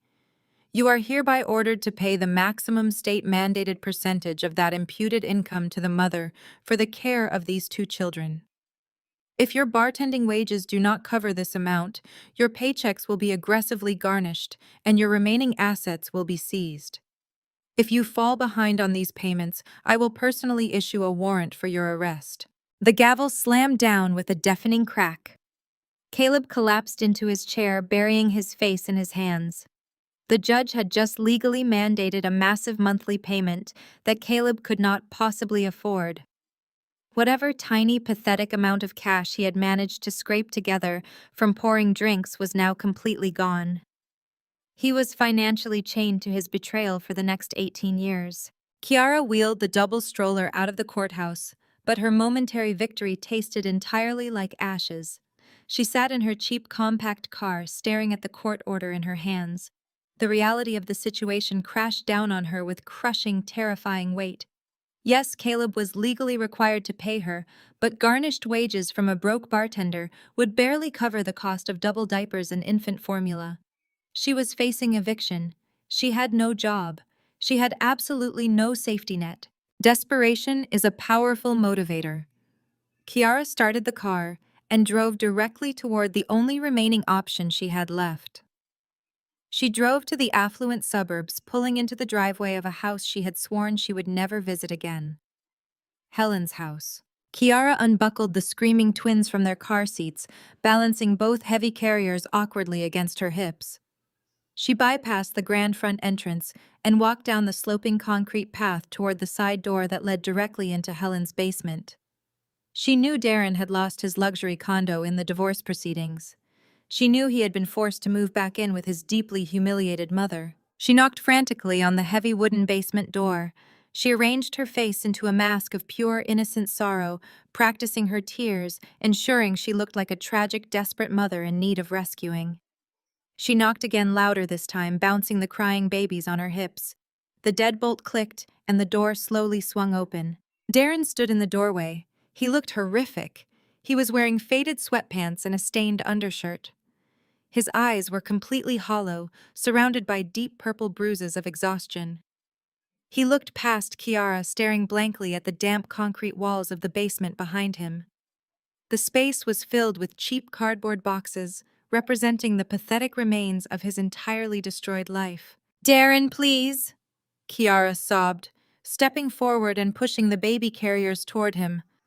"I am so sorry. I have nothing left. Caleb is totally broke. We are going to be homeless by Friday. I know you are angry, but I love you. You loved me. We can get past this. Please, Darren, I need your help. I need a place to stay." Darren slowly shifted his gaze, focusing his dead, hollow eyes directly onto her tear-stained face. He looked at the woman who had manipulated him, used him, and ultimately served as the catalyst for his absolute financial and professional annihilation. He was currently drowning under a $1.2 million corporate debt. He was facing an active criminal fraud investigation. His credit was obliterated, and his legacy was reduced to a local punchline. He looked at Kiara's pleading face. He looked at the two screaming infants that belonged to his former brother-in-law. He did not feel an ounce of pity. He felt a deep, quiet, burning hatred. Darren did not say a single word. He simply stepped back, raised his hand, and violently slammed the heavy wooden door directly in her face. The deadbolt clicked into place with a loud, definitive snap. Kiara flinched backward, the sound of the locking mechanism echoing like a gunshot. She stood completely alone in the cold, damp driveway, holding two screaming babies with absolutely nowhere left to run. Helen Washington stood before her ornate, vintage vanity mirror, methodically adjusting the wide brim of her custom-woven lilac Sunday hat. She pinned her signature double strand of pearls around her neck, treating the expensive jewelry like literal military armor. Her hands shook slightly as she applied her crimson lipstick, but she forced her posture to remain perfectly rigid. She had spent the entire night listening to Darren sob hysterically in her basement, surrounded by his pathetic cardboard boxes. The Washington name had weathered storms before. She would simply walk into the sprawling sanctuary of Greater Mount Zion Cathedral, take her usual highly visible seat in the second pew, and project an aura of absolute impenetrable grace. No one would dare question her. She was a founding member. She ran the financial committee. She was Helen Washington. She drove her pristine luxury sedan into the VIP church parking lot, stepping out into the crisp Sunday morning air. She pasted on a stiff, serene smile and walked proudly through the towering glass doors of the megachurch vestibule. The shift in atmosphere was instantaneous. It hit her like a physical wall of freezing water. The usual chorus of respectful greetings and warm, deferential embraces vanished entirely. Instead, the sprawling, crowded vestibule fell into a jarring, synchronized hush the exact second her heels clicked across the polished marble floor. The church gossip network operated with a speed and ruthless precision that put federal intelligence agencies to absolute shame. There were no secrets in this congregation. Every single person in the room already knew the devastating, humiliating truth. They knew her arrogant son Darren was entirely sterile. They knew he was utterly bankrupt and facing imminent federal indictment for corporate embezzlement. They knew he had thrown away a brilliant, wealthy wife to raise a pair of twin boys, fathered by a broke white bartender. The grotesque details of the civil court ruling had spread through the choir, the usher board, and the deaconess council before the ink on the judge's order was even dry. Helen kept her chin elevated, refusing to break her stride, but her peripheral vision captured the agonizing reality. Groups of immaculately dressed women leaned their heads together, whispering furiously behind manicured hands and glossy silk church programs. Eyes darted toward her, filled not with the envy or respect she craved, but with a toxic, suffocating brand of pity. She could hear the fragmented whispers cutting through the heavy silence. $1 million in debt, one choir member hissed to another, raising another man's white babies. Lord have mercy on his soul. And Maya is thriving, bless her heart. Mother Jenkins, a woman Helen had subtly terrorized and condescended to in committee meetings for a decade, stepped directly into her path. Mother Jenkins wore a massive canary yellow hat and a smile so saturated with fake sympathy it could strip paint from the walls. "Helen, my sweet sister," Mother Jenkins cooed, reaching out to pat Helen's rigid arm with a heavily ringed hand. "We have just been praying so incredibly hard for you and poor little Darren. The Lord tests us all, but to be publicly humiliated by a grifter and left with another man's babies. Well, bless your heart. We are asking the prayer warriors to do a special intercession for your family's ruined finances. We heard about the criminal investigation. If you need a casserole or a small loan for groceries, you just let the ministry know." Helen felt the blood drain entirely from her face. The "bless your heart" was not a comfort. It was a verbal assassination. It was the ultimate Southern Church declaration of total social supremacy. The offer of a grocery loan was a calculated, lethal insult. Helen opened her mouth to deliver a scathing reprimand, but her vocal cords completely failed her. She realized with mounting horror that she had absolutely no leverage left. She could not intimidate these women anymore.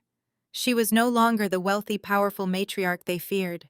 She was the mother of the biggest fool in the entire city. Before Helen could formulate a response to the devastating insult, a senior usher touched her shoulder. Pastor Williams requested her presence in his private office immediately. Helen eagerly seized the excuse to escape the suffocating stares of the congregation. She marched down the carpeted hallway, her heels sinking into the plush fabric, and stepped into the expansive office, expecting the pastor to offer her private spiritual counsel and reassurance. Pastor Williams sat behind his heavy mahogany desk, his hands folded together. He did not smile. He did not offer her a seat.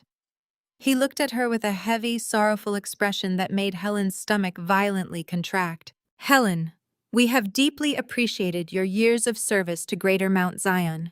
Pastor Williams began, his tone strictly professional and entirely devoid of its usual warmth. However, given the highly public nature of Darren's financial conduct, the massive corporate embezzlement, and the impending criminal fraud investigation, the Elder Board held an emergency meeting late last night. He paused, letting the severity of his words hang in the quiet room. "We must ask you to step down from your position as head of the Church Financial Committee effective immediately." Pastor Williams continued, "We simply cannot risk the church's reputation or our nonprofit tax status by associating our institutional finances with your family right now. The optics of $1 million fraud scandal tied to our committee chair are entirely unacceptable. We need you to surrender the ledger and the church bank cards today." Helen stood completely paralyzed. The breath left her lungs in a sharp, agonizing rush. The committee was her crown jewel. It was the absolute source of her power, influence, and social standing within the community. Pastor Williams gently slid a formal typed resignation letter across the polished wood of his desk alongside a heavy silver pen. The pristine, highly curated social image Helen had spent 4 decades meticulously building burned to ash in a matter of seconds. She stared blindly at the resignation letter, her vision swimming with unshed tears of absolute mortification. She had actively encouraged Darren to betray Maya. She had welcomed Kiara into her home, believing the younger woman would be easier to control and manipulate than her fiercely independent former daughter-in-law. She had sacrificed her dignity, her legacy, and her only son's future for an absolute lie. Helen picked up the silver pen, her manicured hands shaking so violently she could barely sign her own name. Helen's jagged, panicked signature slashed across the crisp, white paper, finalizing her spectacular fall from grace. Miles away from the cold, sterile reality of that suffocating church office, the air smelled of crushed eucalyptus and expensive citrus oils. Maya reclined on a heated marble lounger inside the exclusive VIP suite of the Azure Wellness Retreat. She took a slow, deliberate sip of chilled vintage champagne, allowing the crisp, effervescent bubbles to wash away the last lingering remnants of the Washington family drama.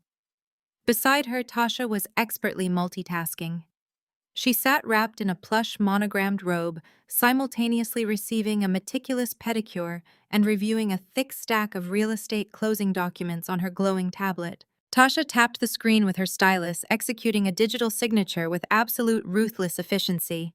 She locked the device and handed it to her hovering attorney, who immediately bowed respectfully and exited the private suite, leaving the two sisters entirely alone in their quiet sanctuary. "That is it," Tasha announced, picking up her own crystal flute. "The estate is officially sold. The funds are already wired directly into my private offshore trust. Caleb's entire existence has been completely and permanently scrubbed from my life." "Good riddance," Maya replied, leaning her head back against the heated stone. Tasha waved off the pedicurist, signaling for total privacy. The heavy frosted glass doors slid shut, sealing the sisters inside the humid, tranquil room. Tasha looked at Maya, her expression a complex mixture of fierce pride and lingering disbelief. "We really let those two completely mediocre men infiltrate our lives," Tasha said, her voice echoing softly against the slate walls. "They saw what we built from the ground up. They saw our relentless drive, our black girl magic, our massive bank accounts, and they attached themselves to us like absolute parasites." Maya nodded, feeling the profound, heavy truth of her sister's words. Darren played the supportive, ambitious partner flawlessly. He wanted limitless access to my corporate capital without putting in a single ounce of the actual grinding work. He thought because I loved him, I would be entirely blind to his financial ineptitude and his brazen infidelity. Caleb did the exact same thing to you. They banked on our loyalty, completely overriding our business logic. They severely underestimated who they married. Tasha stated, her voice ringing with icy satisfaction. Caleb thought his arrogant charm and my immense wealth would insulate him from consequence forever. He thought he could play house with his little bartender and treat my life like a personal ATM. Now he is practically destitute, living in a filthy motel and legally chained to a woman who despises him. He has to pay maximum child support for 2 infants he can barely afford to feed. Tasha raised her glass, the crystal catching the soft ambient light of the spa. "To protecting our peace," Tasha declared. "And protecting our portfolios," Maya added, clinking her glass against her sister's with a bright musical chime. They drank in companionable silence, letting the profound weight of their shared victory settle over them. They had both navigated a horrific gauntlet of betrayal, public humiliation, and legal warfare. They had faced men who tried to systematically dismantle their empires and gaslight them into submission. Yet here they were thriving, expanding, and operating at their absolute highest levels. Maya had secured full unilateral control over her real estate holding company. Tasha had purged her venture capital firm of every single employee Caleb had ever recommended. They had aggressively cut the dead weight from their lives, and their respective businesses were experiencing unprecedented quarters of explosive growth. The heavy frosted glass door of the VIP suite clicked open, breaking the tranquil silence. Chloe, Maya's sharply dressed executive assistant, stepped into the humid room.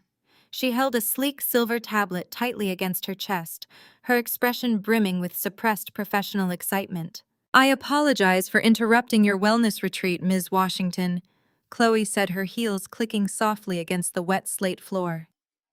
"But our legal team just received an automated alert directly from the county courthouse. You specifically asked to be notified the exact second this filing registered in the system."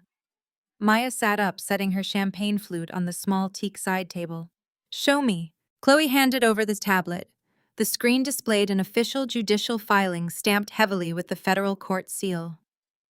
Maya read the document, her eyes scanning the dense legal text detailing the complete financial ruin of her former husband. A slow, triumphant smile spread across her face, illuminating her features. "What is it?" Tasha asked, leaning forward on her lounger. "Darren just officially filed for Chapter 7 bankruptcy." Maya announced, her voice ringing with absolute finality. The active criminal fraud investigation completely spooked his few remaining creditors. They aggressively called in every single debt he owed simultaneously. He could not leverage a single hidden asset to save himself.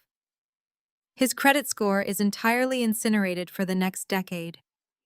The court is actively liquidating the tiny, pathetic fraction of belongings he had left just to pay the basic administrative filing fees. Tasha let out a sharp, delighted laugh. A full chapter 7, liquidation.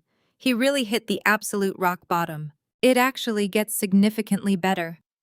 Maya continued scrolling down to the mandatory employment verification section of the federal filing. The bankruptcy court requires him to maintain verifiable legal employment so they can aggressively garnish his wages to pay back my holding company for the embezzled funds. Since his professional reputation in the financial sector is completely destroyed, no reputable firm in the state will even look at his resume. Maya turned the tablet around so Tasha could clearly see the illuminated screen. He is currently employed as a night shift manager at a regional fast food chain. Maya read aloud, savoring the delicious irony of every single syllable. He is working 50 grueling hours a week, wearing a cheap polyester uniform, and smelling constantly like deep fryer grease. He is doing all of this just so the federal government can legally siphon 80% of his minimum wage paycheck directly back into my corporate accounts. Tasha threw her head back and laughed, a rich, joyous, vibrant sound that filled the entire spa suite.